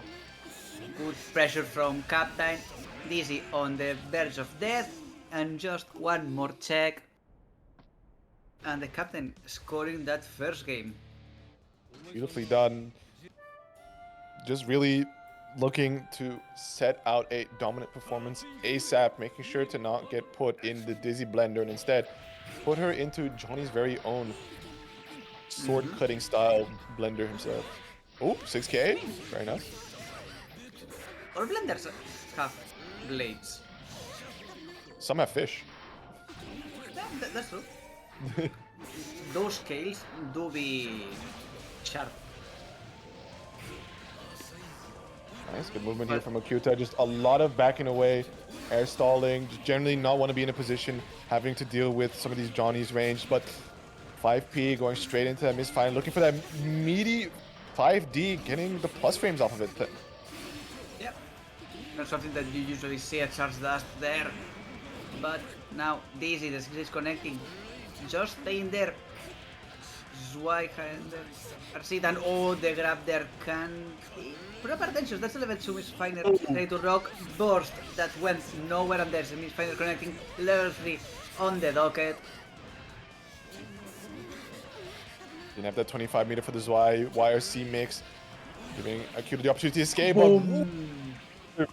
Where are we going? Yeah, that laser cannon is snipping Akiuta out of the air. And with that and that trade, Captain with a very strong position right now. Good interrupt there from Akiuta, sets up the Ice Fish. Respect being given here by the Captain, trying to 6k in, but gets caught out by the Fire Pillar this time. Half health already gone, and there it is, the Dizzy blender that the Captain just has to mind how he escapes, but somehow the challenge working out, and the Firefish deciding to just not do its job. Paid actor special. A classic, and now the Zoyarcy is gonna put Akiuta on the corner. Another fish, that was the shield one.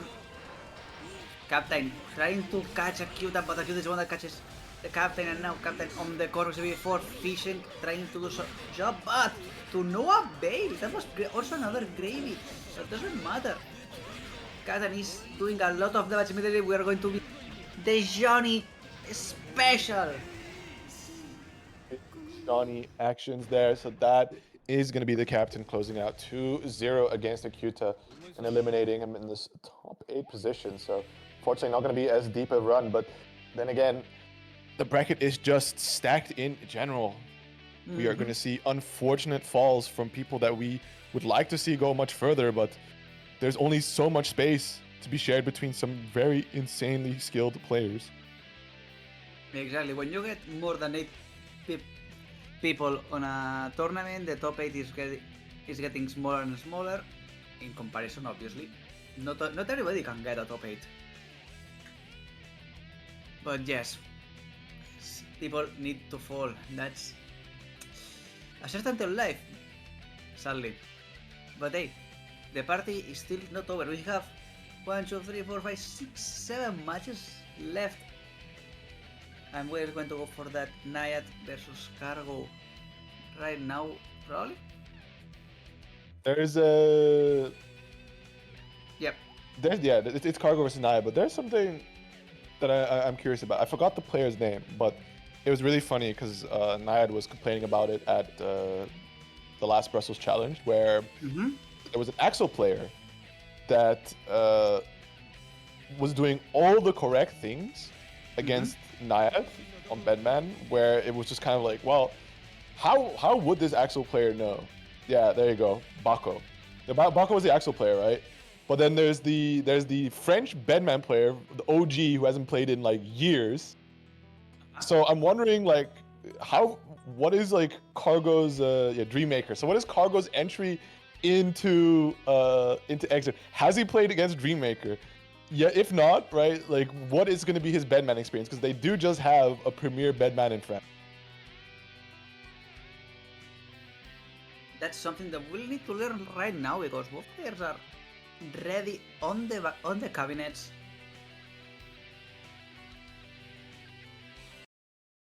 And as you said before, it's do you have the knowledge of playing against one of the best Bedmans in Europe, or you're going to be having a very bad time? Nyad most certainly does have the experience of playing against one of the best Potemkins in Europe. Yep.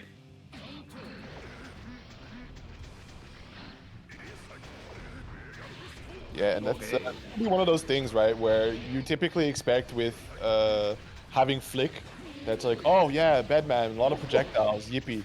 But wow, gotta mind the teleport, the parry dash from Bedman. That is going to very much shake up things and how you expect them to work. Yeah, and we have a small update on that Dreammaker. Apparently, used to live in New Caledonia, which is it's in the Pacific, and now came back to metropolitan France. So the chance of Cargo playing against them, not conclusive. Thank you for the lore update, Nyphi. So we're slowly mapping out the Xrd EU history. I mean, it's a good research job, getting to know the history of a scene so diverse as the European one. Ooh, the stagger pressure here. Cargo in a very, very lovely spot. RC wants to keep the pressure going, but there's the burst from Nyad. Wants to cut that short, still believing in an opportunity here. A lot of meter already being spent by both players. Now we see a bit of that tension pulse penalty coming out where it's difficult to build up. Look at this block string. Oh my goodness. And there's Mix. I am more impressed with just the fact that Cargo managed to block almost everything out of there. And now Nyad managing to find the opening. We're going to see the classical combo out of Bedman setting up another dead jumbo. Side switch. Where Nyad really just excels on Bedman combos, as I say, and they drop one, is like the very slight delays that are required between like the JPs and the JSs to really optimize and maximize the damage. Because Bedman definitely very carefully wants to manage his opponent's height. And that's especially when he wants to link into to the bedfall that the explosion is slightly disjointed enough for the pickup afterwards.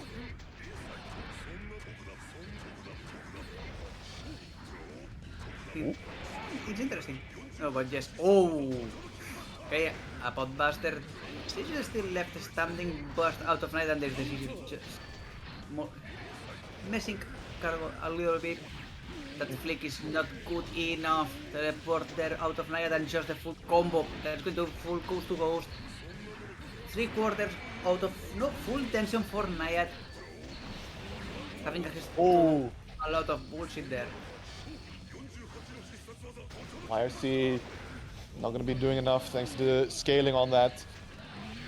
Niad finds that instant overhead. RCing immediately. There's the burst out from Cargo. Really wants to take this first round to his name, but there's the parry. Good patience this time catching it. Niad coming out from the other side. Clash on the bed fall, but Niad is ready to just swing. Good angle. Comes out on top of the footsie battle. Niad now set point here against Cargo.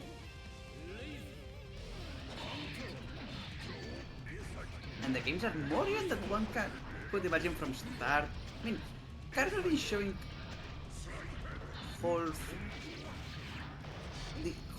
this damn vocabulary from time to time. But yeah, Cargo is showing very solid fundamentals, and Niad is now just out fundamentaling them. That's it. Definitely there's fundamentals going on, but Bedman is very much just a deep gimmick character that... oh my goodness. Oof, yep. No, yeah, I know at the end, it's a character that says, I have this gift, can you deal with this? Yes, no, your problem.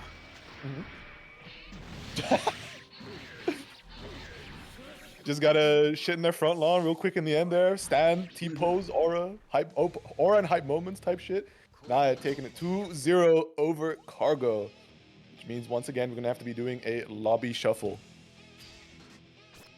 Well, if we can manage to get Cargo to stick around for the tournament, but no. Lobby shuffle. See what works. I mean, if Cargo's prepared to go until possibly 11:30, then might as well keep the lobby open. Yeah, but then Raj just left the room. So I don't know. I think you're the only one staying as of right now. Yeah, okay. Yeah. Ratch is going to be a good TO. And decide to take matters back into his own hands, allowing Cargo to take a rest. Take a breather. Job has been done. Getting 6th on the tournament, good result out of them. Defeating a good chunk of good players on the way.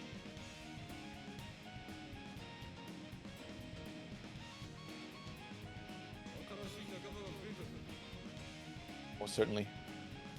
We're getting into that twilight of the bracket where we're going to be seeing some very, very stellar matchups coming up, which is going to include LargeLaddie versus TheCaptain coming up next.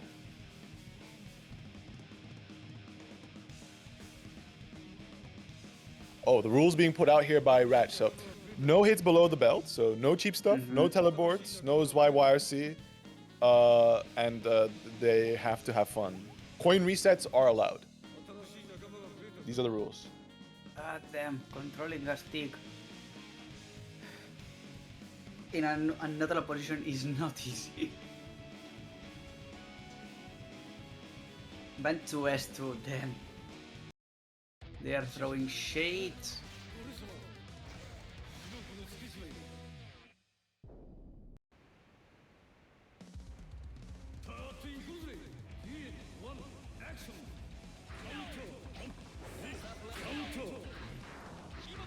We are running.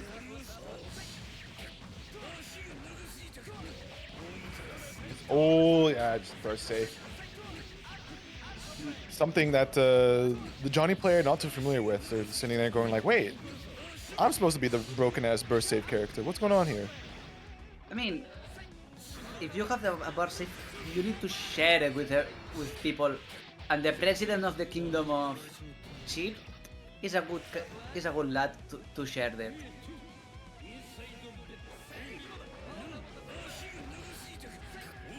Batman Moodok, I think Niad is notoriously the person that doesn't want a Moodok floating around.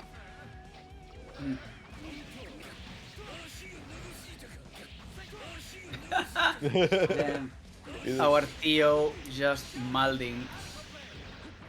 I mean, if you ask them, they'll be down to share, but I don't think there's just gonna be a dock floating around. Okay. Okay, that's That has to be one of those, just like these two play hella sets against each other. We're just gonna go wake up 6K right now. It certainly looks like that's not the move of someone that's facing someone from first time, or we are playing from time to time. No, we are cramming like 40 games in a day. It would feel like it. Oh my god, leaf grab able to go right over to the sweep attempt there. Interesting. I'm wondering what these JPs are like. What is LargeLaddie aiming for with these? Surprise? I don't know, well, maybe trying to catch startup of a Sway handler or something like that. That looks like some like JP, like doing JPPs in combo. I don't recall what the burst state was for the captain, but I feel like it's an intentional reset. Tech into JD. This game is evil, man. It is, but that's fair. JK, haha. A single JK. I don't think that there's something more fair than that. Blade whiff going unpunished still. Captain finds that level 2 misfire and immediately carrying LargeLaddie into the corner at half health. Straight away deleted. Playing a little slow, looking for... Oh, look at that run up DP. Beautifully done right under this Y. Yeah, just beautiful, but still working with a very large health deficit. There is burst, yes, but that's not going to be enough. But an Alpha Blade is a good start.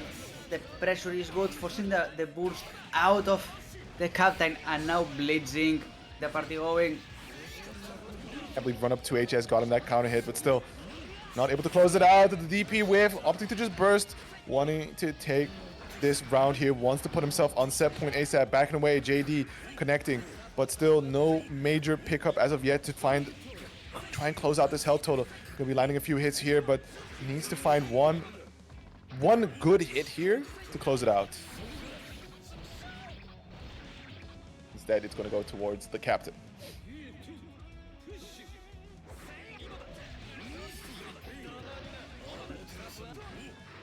Okay. LargeLaddie getting a hit there, trying to go for a wall stick, but not happening. And the captain is just unleashing Johnny damage. There you go. What's the mix? Yeah, just difficult as always. Burst bait, however, no punish, but still has him locked in the corner. Both players expending all their meter here to continue and escape pressure. Nice throw, unfortunately not getting this Y. Interesting miss final hold, but these blocks are very nice. However, you cannot block a command grab set.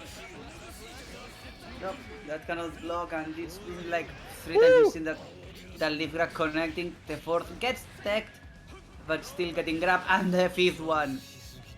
LargeLaddie do love that command grab. You will get hit by this.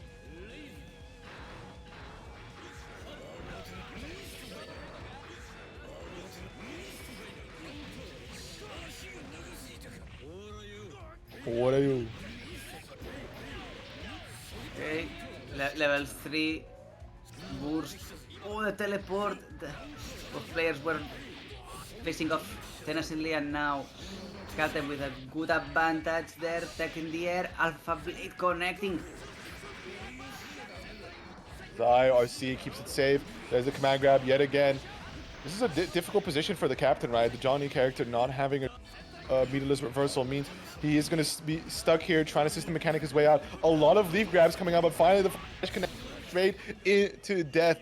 Captain was desperately waiting for this opportunity, and now it is a game apiece. Certainly at the end. No system, only system mechanics, but doesn't matter. The moment that you can catch something, especially with Johnny, you have so many combos to deal with anything that deleting a chip is easy. But yes, the fact that LargeLaddie relies so much on the leaf grab, I think it's to be studied. Alpha Blade. Oh my god, raw bonsai. It is just going to work out. Now it's going to be the burst from the captain. Immediately coin anti-air there. LargeLaddie's getting very funny with these options against the captain. I shudder to think that this is... What? Just threw him? Okay. Yeah, and then we think Captain getting a sequence there, knockdowns, but no results. Both players very low life. Only Large is having access to boost at this moment. The coins are all spent. Only quarter dozen gold boost for Large that gets the kill, but the boost difference is abysmal right now. Yeah, still has the burst available here for one last redo here on a hit situation, but we'll see how late it gets used. Okay, about 25% health in. Now looking for an opportunity to challenge, however, still stuck to the corner. Excellent run in, able to narrowly avoid the coin there. And the Gamma Blade connecting as well. This is just piling up into a disaster here for the captain. Does block the overhead, but there is the air dash into the empty low. Not going to be doing the greatest amount of damage, but still, it's about these sequences catching up. OTG, no, one final reset. Good throw tech, but the 5k coming out on top, and the perfect for LargeLaddie, sending captain out of the bracket and advancing on forward to face off against Nyad later. Oof. What a series of games we've seen, because that is such a back and forth all the time that makes no sense. But you know what makes sense? Is picking a Macherino code, my friend. Exclamation point Macherino on chat. I mean, yeah. Yeah? Duh. Obviously, it's for our players. True. Therefore, I am convinced that would be enough for me to claim a code. Then why don't you go to exclamation point Macherino on chat? There's going to be a link, beautiful link, and you can only click claim, and you can go and click claim code. You don't need to put any password. You don't need to log in with any suspicious service. We trust your services. We trust your Twitch, and you are using a Twitch account to watch this stream, right? Therefore, with your Twitch account that is trusted, you can go there, trust us, and get 25 cents to the prize pool. And more importantly, we only have 12 codes in the remaining 12 codes left. More than 50 people on chat. I am no mathematician, but 50 greater than 12. True.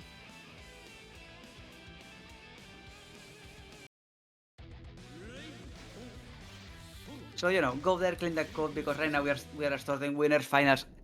First to 3, everyone. Quick reminder, and let them brawl. You know, I'm gonna be curious how much of being on a hitbox is gonna start affecting Pida in this situation. If I'm not mistaken, Pida does. It's not just that Pida is starting out fresh with the hitbox. I think he plays the newer titles on it. It's just that, you know, legacy on Xrd means that he just keeps playing it on stick. But nevertheless, right? It will be kind of funny that despite the new controller, he still remains on top. And so far, it's looking really, really good here for Pida. Nyphi having a terrible time trying to escape. Yeah, that's not true. And I have to admit, it's strange that people... I mean, I don't think it's strange that still they tend to go for the legacy option being the classic stick. I tried to go from stick to hitbox to stick again on this game, and I am not ashamed of doing that. But what's something that you should be ashamed is putting Pida on a dizzy state. Nyphi is just demolishing him right now. Getting that real good momentum, sliding in with the FD, getting that ground throw, and just really putting the work here on Pida. Not to be considered a slouch for what happened in that first round. Wants to quickly prove that bad rounds can happen to any player.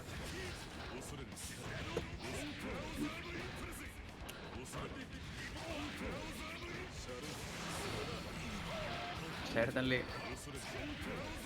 Now we are seeing something a little bit more even. Nyphi without burst speed still having access to there, so but now this sequence is not going to get good for Nyphi, and there it is. Burst activated. The overdrive. Next game, please. Sometimes you just you just die to Raven. Oh my goodness! But hopefully this is one that Nyphi can slowly adapt against. We have seen so far from Nyphi that occasionally he just kind of gets mollywopped in one of these early rounds, but starts really dialing in on the options that the opponent's representing and creating a plan against it. Okay, 6p. But the burst evading that command grab. Nyphi with the pressure on the corner. Good Mochi, very nice. Dust loops coming out. Whole lot of damage. However, this is a high guts character. Gonna be very difficult to kill here. I don't even think the Tyrant Rave will be enough. Yeah, just look at that. RC doing what he can. Wants to take to the air into the guts crush, but it's not gonna be enough. Needs to get one final hit. But still, with this life deficit that Pida's at, it's going to be very difficult to make this comeback happen. And it's just, yeah, it's free trade zone. Nyphi can constantly just swing. It doesn't matter what kind of hit he gets. Even if he gets mad counter hit for a trade combo, Pida just doesn't have the health to survive it. And then now, oof. Nyphi managing to get a good couple of hits onto Pida. Already stuck onto the corner, but oh, that cancel out of stance. Beautifully done, and Pida is full excitement right now. Oh wow, what a press there from Nyphi. Just able to escape the situation. However, 6p into the counter hit confirmed, just pushing him straight back into the orb. Finds the overheads, although no major confirm. Immediately going into that JS to slap him out of the ride stand. Very good adaptation there. YRC able to run through, avoid the DP. Once again, sending out the needle. Quick confirm, just not enough to get that final kill going. We see Nyphi trying to make the situation as esoteric as possible and difficult to defend. And now being rewarded with a hefty combo. Is going to go for the burst. Tyrant Rave going to do a hella damage. Final picks the situation, doesn't get... Oh, almost fucked it.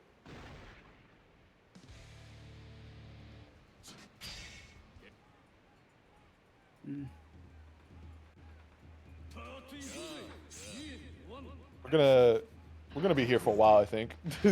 I agree on that. This is going to go games, and I am going to die of starvation at the end.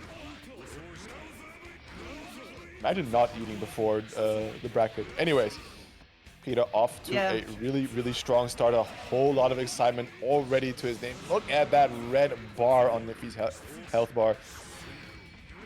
Are seeing maybe a glide miss input there. Still a whole lot of health here for Pida to operate with. Yeah, still having a somewhat decent life lead, even though Nyphi is putting a job on making that a little bit more redundant. Air Blitz there, catching Pida, but still managing to get a couple of hits, trading there. But Nyphi is... This is truly a trade show more than a fighting game. More like a throw show, though both players just constantly grabbing each other by the scruff and throwing them down to the ground. Using a whole lot of RC, but now finally out of resources to play with. Just try to run in and challenge, but just that slight life deficit making it very tricky to get a favorable trade going.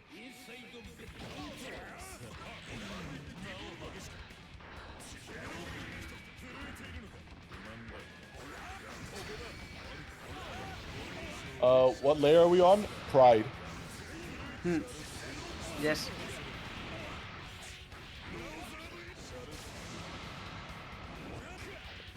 Oh my god, almost cheated away, but good adaptation there from Pida to go for that JK to hit low enough to catch Nyphi coming out from the 2D low profile attempt.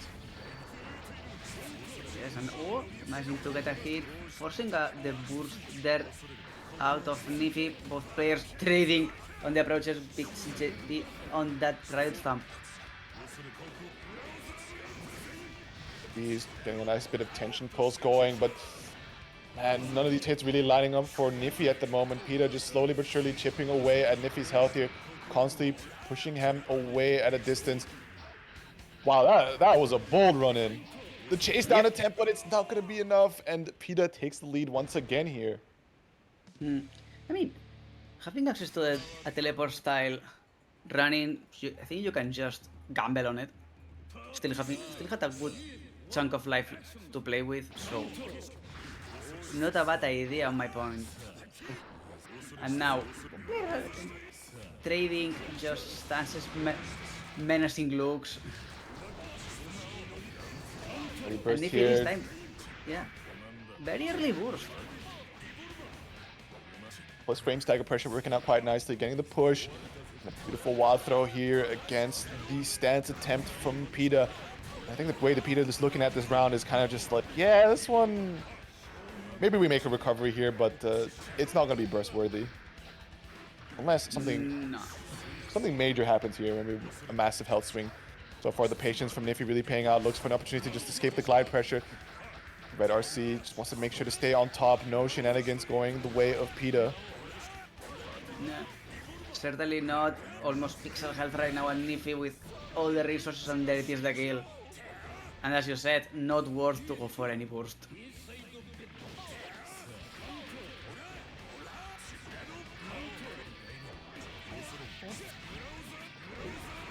Yeah, and this time is going to be the one that is going to put the sequence on. Ooh, good response, seeing that JK out of Nyphi to stifle their approach. Nice DP safe jump. not allowed. Yeah, and also Nyphi just resigning himself to the fate of the DP, not going for the follow-up there to possibly give Pida that guaranteed counter hit. Stuck in the corner, however, a lot of RC being used to keep the pressure up, but that excitement is draining, and Nyphi not giving any opportunity to safely set it up. A hero burst coming out, and that's going to be quite costly as Pida scores that set point, and look at the burst difference. Yeah, it's starking that difference. Pida with a full burst, Nyphi with only a tar. Not enough. Yeah, that a lot of meter that needs to be built. Even though Nyphi taking a good job of putting Pida through the paces, that's more than Half-Life already lost. Oh, gliding away, getting a backwards JS, that's a rare sight. Okay, 6P missing. Oh, the grab after the pressure is the orb. Corner pressure missing the command grab. Nyphi is going to take a full advantage on that. Oh, Good RC wants pressure. to push the Pida's damage as much as possible. Quick blitz there to just disable the burst for a bit. Gold burst now. Oh my god, what? Yo, Pida, chill. It's not that deep, bro. Yeah, Pida, I think you went too many layers deep. That was not so worth it. And now Nyphi, boost missing, and the grab connecting. Pida is on Grand Finals winners. Yeah, it would have been. I see the vision from Nyphi because there's so many normals from Raven that just hit that sweet spot of covering the horizontal space on the ground, as well as functioning as an anti-air. So that blitz, that jump blitz would have been so clutch if it was that one time that Pida just goes like, you know what, we need to press a long range button to stop Nyphi from approaching, but instead Pida just stares him down, waits, so it's like, there it is. There is the hasty reaction I'm looking for and getting the throw to the ground. So it is going to be Nyphi now hanging out in losers finals as Pida moves on to that winner side grand final seed. First, we're going to need to go through our final first to two of this evening, which is going to be Nyad versus LargeLaddie, vying for a chance to play off against Nyphi. Yes, and we've seen LargeLaddie do exquisite work against very talented players, but this I think the round start is something that it's worth it to be put on a book on how to round start by LargeLaddie. Almost Half-Life already done to Nyad, and advantage on all resources. And Nyad just being a little too respectful here on the defense, where as I would kind of expect possible forward dashes, but there's definitely something going on that I would assume Nyad is looking out for, which you don't see the usual responses they do on the wake up.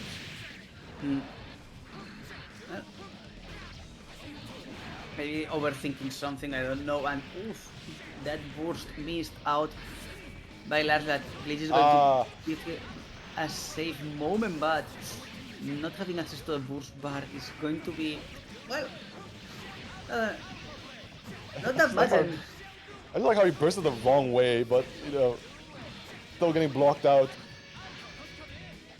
LargeLaddie really knows how to make these sequences nice and safe for himself, and just like that, the teleport makes straight into the wire. See, you are damned to hold this throw as LargeLaddie takes a very confident first game over Nyad.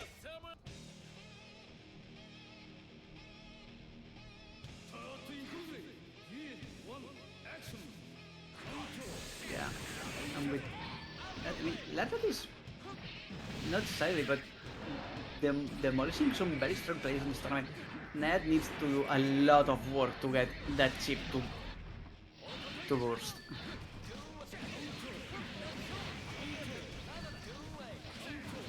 Oh wow, what an interrupt there. Just a careful 2P to stop the approach, however. LargeLaddie sends the Hail Mary with the Alpha Blade. Carefully able to just walk away from the FDC mix. Okay, 6P is no good. Gets stalled in the air. I mean, putting Bedman on show like that, I mean, it's nice, but it's not effective. Ah, 2 hits on the JHS gonna come out, and with that, LargeLaddie can put himself on set point here against Nyad.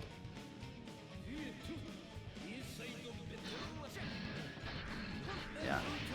And LargeLaddie is not wanting to stop the pressure and all that Alpha Blade beautifully done, evading the head throw. And now, on there we are going another burst for Nyad. That's going to be probably the last one they are going to be using on this game. There is the burst. LargeLaddie very healthy in the teleporting side, forcing a purple out of Nyad. No more tension. Nyad is low-key out of resources. Oh, I don't know what that. I think, man, that was a little weird on the Beyblade there. I wasn't pretty sure that was just trying to wait a bit out so that it wouldn't hit OTG, and instead you can quickly just throw out the Beyblade, still be in an advantage situation, but at least you have that deja vu set up from some very suffocating pressure. But man, LargeLaddie just playing at a blinding pace that was very difficult for Nyad to keep up with here. So it is now going to be Nyphi versus LargeLaddie, as Nyad is unfortunately going to have to depart at 4th place. Still a valiant result out of Nyad. That was a very good. Is it possible that Nyad thought that was an FC3? Well, happens. It occurs. Alrighty, I was gonna show the match Reno real quick as we're going into our second to last set of this evening, but to my surprise, all codes have been claimed. So good job, gang. All that's left is optional contributions if you are feeling extra generous today. But your duty as a viewer of the exit bracket has been fulfilled. We thank you very much for this. Exactly. We thank you for your collaboration on the match, giveaway. Therefore, please enjoy the show on these loser finals. And LargeLaddie is already trading very good hits. Already a burst forced out Nyphi.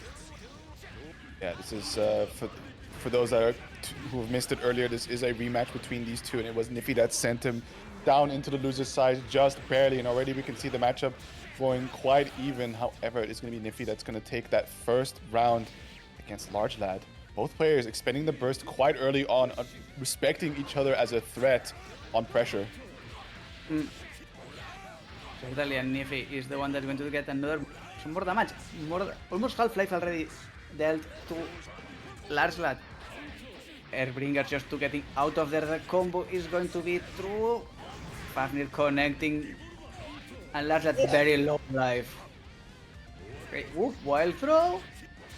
It might have been a wake-up throw attempt earlier there from LargeLaddie that's now sequencing himself into Dead Tyrant Rave. Okay, it will just kill. I mean, we are talking about Chipp, remember. We are talking about Chipp, but we're also talking about regular Tyrant Rave at the very end of the combo, just kind of being a little disappointed on damage if it's not used with the burst. I mean, it's still Chipp, not a lot of guts. Any super will kill at that point. But either way, back to the gameplay. Nyphi is there's something I want to say. Nyphi is very eager to use that burst, trying to conserve as much health as possible for then trade with the opponent. Usually in this matchup, I think the trades are very well in Nyphi's. The second alpha blade not connecting, but there is LargeLaddie ready with the 6P there to catch Nyphi trying something. OG into the Gamma Blade with many more hits to spare should Nyphi have survived that. LargeLaddie now taking the lead in game number 2. Yeah. Taking the lead and starting to mix up Nyphi, but Nyphi gets a counter hit, a couple of gun flames. Not enough. Another Gamma. That's gonna be a good chunk of damage. Mix up is just front and center, so if you are not blocking, it's your problem. I think he might have just made an error there to not get that 2D out, so definitely very funny to just throw a mid out after slowly flying off the wall and just kind of standing there for a minute. Yep. Nice teleports. I do appreciate the way that Nyphi is trying to approach these teleports from LargeLaddie by making himself as small as possible with the JP, but LargeLaddie taking a game back now. It is 1 apiece.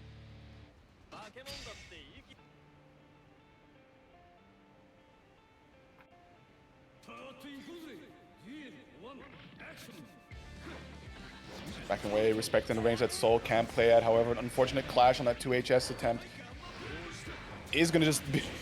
That's just kind of how this goes. Sometimes a series of unfortunate events happens to either player, and then you just suddenly see the round disappear in front of their eyes. Yeah, I mean, fighting games, isn't it? Fighting games, isn't it? Type shit. Yeah. Now both players a little bit too respectful until the guns are shown. Nyphi forcing the burst, then out of larger than larger. Oh, eating the blitz. That's not going to be any good. Onto the corner, but fast enough to mash out. Good pokes. Good luck seeing that. Is it enough to kill? Not quite. One final mix, Gamma Blades, and caught Nyphi trying something there. So LargeLaddie now on the slight overall lead here. Just needs to close it out to take the lead in the set and put himself ever closer to challenging Pida in the grand final seat. Good burst bait, or at least burst safe. Yeah. Oh, the overhead is connecting. The combo is comboing. The confirm, and there it is. Sadly, it's not a Kagegun Shinju. I was kind of disappointed you didn't continue the sequence of the confirm is confirming.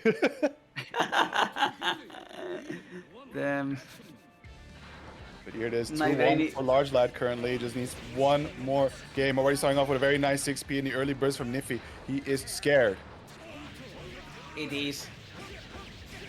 The aggressive use of that burst is showing that just don't want to be hit once. First hit burst, I don't want to deal with this. Really, and now, and LargeLaddie is just showing how to play Chipp right now. It's typically, it feels bad to use a burst with such a health advantage or over your opponent, but understandably, LargeLaddie knowing that counter hit Fafnir would have done hella damage and you would have been put in Lender's hit, because just like that, Nyphi is going to bring it back from a pixel. You can never be too sure. Nope. That's why if you have an advantage and your opponent is a pixel health and you know that that burst is a tool. And that Fafnir is dead. Yeah, this is a really, really rough spot here for LargeLaddie. The burst is fortunately coming back up again, but yeah, just burst save, gets that link. RC looking for a little bit more. There is the stun. And that is all for LargeLaddie in game number 4. So one more game left. Our first to 5. Well, there's only... we've only had another FT3, therefore this is the first 5th game.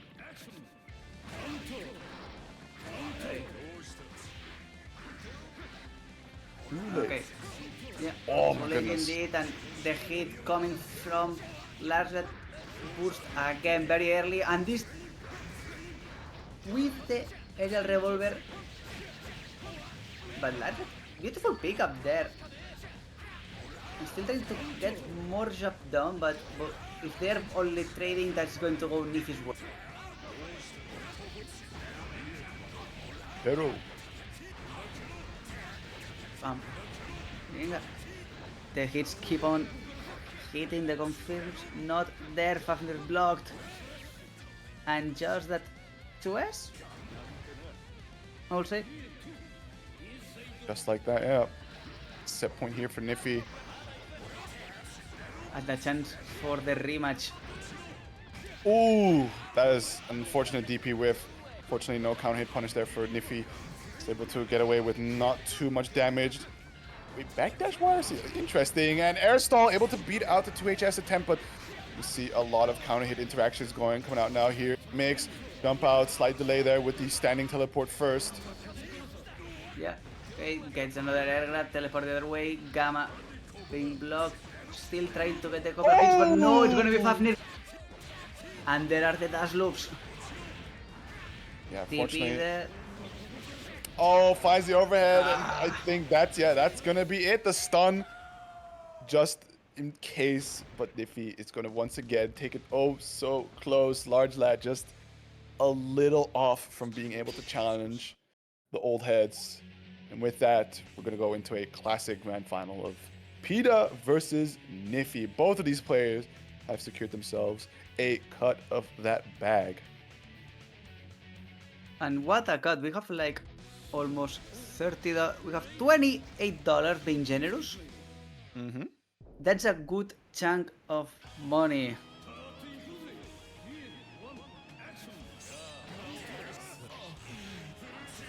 Okay, oh, Alarm, good start there already. Burst out from Pida, even though that's half tension already farmed.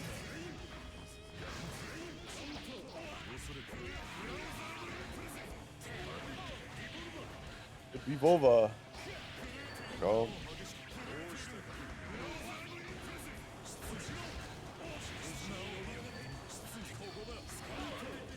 Oh my gosh, the interactions are flying by on the screen here. Both players pretty close to the health totals, but it is slight. Our first danger time. Damn, I've been wondering where that was. That's true. It's strange that we haven't seen any danger time yet, but we are going to have two tension got spent by Nyphi there, a little too much mashing, and the village is going to be good job there by Pida. The grab is good, that should be enough to kill, not yet.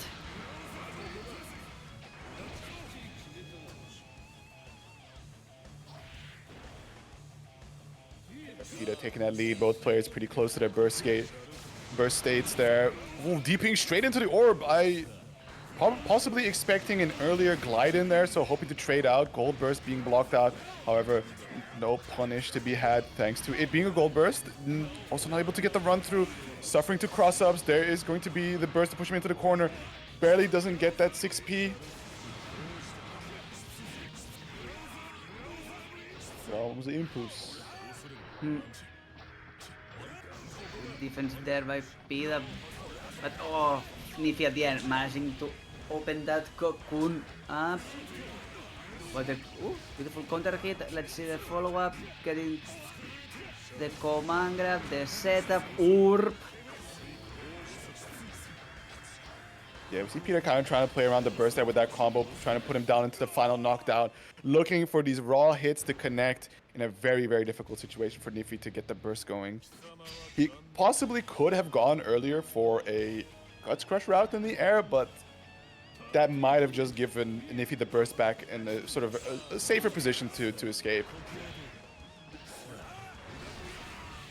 Okay, teleporting in between the Nyphi, and now free reign to Nyphi out of that missed DP. The SCP is going to connect, the follow up is there. Pida getting out of there. And okay, Abora farming, but Giorgio is going to get grab out of there. All players are seeing, but Pida may be an old man, but he's not that old to block out a 5D. There's the 5HS getting a counter hit to the stagger pressure, but the burst immediately from Nyphi wants to escape, runs right underneath. Actually, weird, might have been a hitbox issue there, actually. That routing was a little unfortunate, but still immediately makes up for it with an excellent air throw. Pida just on a tear right now. So yo, welcome the Wildtide FGC for Hey. a big raid. Unfortunately for you this time, no codes left to be claimed. We've done it. We've done it for a change. So Yeah. I assume some of you know the assignment, but the thought is at least appreciated. Yeah, thank you very much for the interest, but as Jagger said, job's done, codes are claimed, therefore just sit, relax, and enjoy the grand final.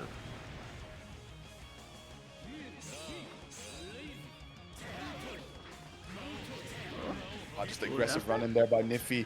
Just want to give Yeah. any more space. Has already afforded Oh. so much respect to Pida. Says, you know what? Now we're just gonna kind of have to ball out. Yeah, and well, tried and probably flew a little bit too close to the sun. That Fafnir getting eaten by the stand means that Pida has a lot of excitement right now, and Nyphi is not in a beautiful position. Viper is no good. Therefore, What is we're going to that be seeing the setup? command grab and the kill. Dude. Run up, glide, one hit, immediately straight into burst safe? Dog. I think Pida found another level, even though he's technically washed and Get using this man another back on the controller. stick. Get this man back on the stick, bro. We can't. We can't. Yeah, we can let Pida use a cheat box.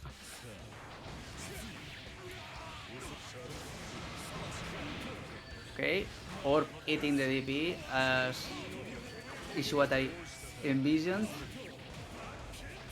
Pida getting those command grabs, we're going to be seeing the confirm. Yes, another orb. Another danger time. It's just We it's have just reserved for these two players to just go ape on each other. Yeah, we had none and we have all.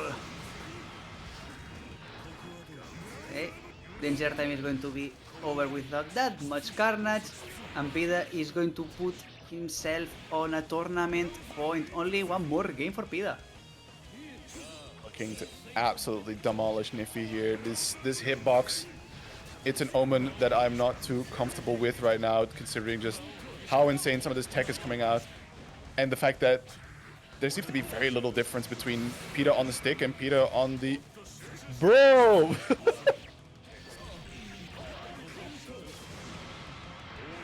What do you mean run through the wild throw? Dog. I mean, a teleport is still a teleport. Yeah, but just to go for it, right? Because you still have that startup where you're not invul, and it comes in briefly. Oh my goodness. My goodness, indeed, another corner setup, but the thing is that there is no excitement. I'm going to be farming more than half and confirming it. And we're going to be making burst safe as Pida can. Nyphi still has a burst, taking that into account. Okay, there's the No, confirm. You're just Garfielding it. Yeah. Okay.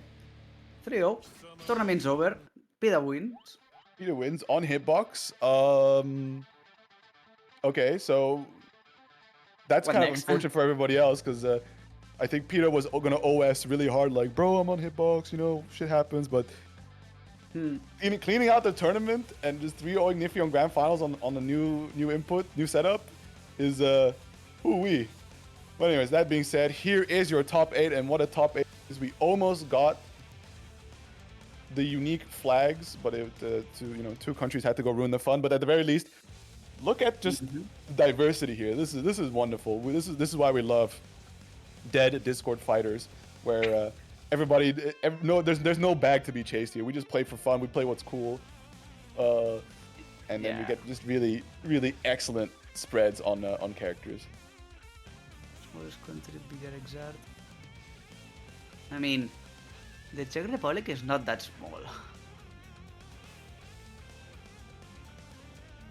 It is yeah. Anyways, congratulations again to Pida on yet another SaltyEU Guilty Gear Xrd victory, and of course, GG's to all the other players, and thank you for participating. And also thank you to all the viewers once again for stellar performance on claiming all those codes, all claimed out before the end.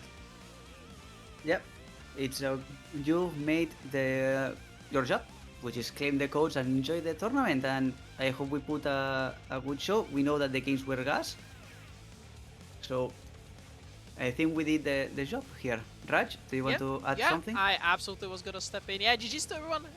As you guys already said, thanks everyone for showing up in, in the bracket itself, and then in spirit, I guess you can call, by watching and claiming those codes. Today was really sick. I'm really it's gonna sound weird, but I'm really happy we took the break last week. Because honestly, this bracket today was super sick. I feel like the break actually helped it a lot, that we got such a good bracket today. Like, so many people showed up. And the bracket was so good, right? We had so many good sets in general. A lot of upsets also. Like, in general, the bracket went kind of insane. The amount of players and then the results in the bracket itself was super sick. So, as you guys already said, but I gotta, say it myself. Thanks everyone for being here, because this was sick. Like, this was definitely my favorite bracket in a very long time. Like as a spectator, and just sick. So thank you very much everyone, because we'll be here next week, but brackets like this don't happen too often. I need to see you next week, by the way. It was super hyped to watch Bedman. But see me in my office next week. Yeah, exactly. See me in my office. Tomorrow, next week, next Tuesday, in the office. But I already have idea who I'm gonna rate, so I assume Yucker. You want the spotlight, right? You want your crossover shield? Am I right? I want my crossover shield. There you go. I'm setting it up for you. There you go. Yeah. While I'm preparing the raid, so the spotlight is yours. Go Yap. It is approaching. We are getting closer and closer to August. Actually, I had it open. I need to double check real quick. But the sign-ups, the late birds should still be open. So if you want to get some more Xrd action in Germany, along with some other esports around, right? The Tekken 8, Street Fighter 6, Guilty Gear Strive, Grand Blue Fantasy vs. Rising, Smash Bros. Ultimate, and City of the Wolves. I will be there hosting a Xrd bracket as well as a funny zone. As some of you may seen the announcement that I will be organizing a sort of a Zero Fundamentals corner where you get to play every other anime fighter for free, just free play. So pull up if you just want to play some funny games. It is 4 setups, but it's better than it not being there. In terms of the late birds, you got 5 more days. Closes July 20th. That will be your last chance. So pull up gang, hop on over to crossover. It's gonna be good fun. I will be there, so I can try and guarantee that at least. And yeah, that will be all. Yep. I'm prepared to raid lapses. Yeah, you got anything to shill? Anything to say? Not really, except the part that I'm going to be once again out of here for a while, disappearing, which is a classic out of me. I am sorry. Hey, but every time you show up, it's peak. That's the good part. It's short and sweet, as they say. It's like the short show up, but it's always 10 out of 10. Trust me that I try to decide, yeah, I'm going to go for it, but there are moments that my just lame ass excuses win over me. But when I want to join, I do love that they are hype. But yeah, no, I am actually just going to be literally out of reach for like 2 weeks, and starting next week, so it happens. Yeah, happens. But yeah, you guys can see the gamers' Twitters right there, and the images and the funny videos. My Twitter, I'm not gonna, me. You find me here on Salty. This is not about me. This is about the Salty. So yeah, I don't have much else to say. Again, thank you very much everyone for being here. I'll see you all on Sunday with Uni. And other than that, next Tuesday, same time, same place as always. Same faces, hopefully, with more Xrd. So yeah, with that, Bloody can rate ready, and see you all next time. Bye bye. Bye bye. Play Blaze Blue.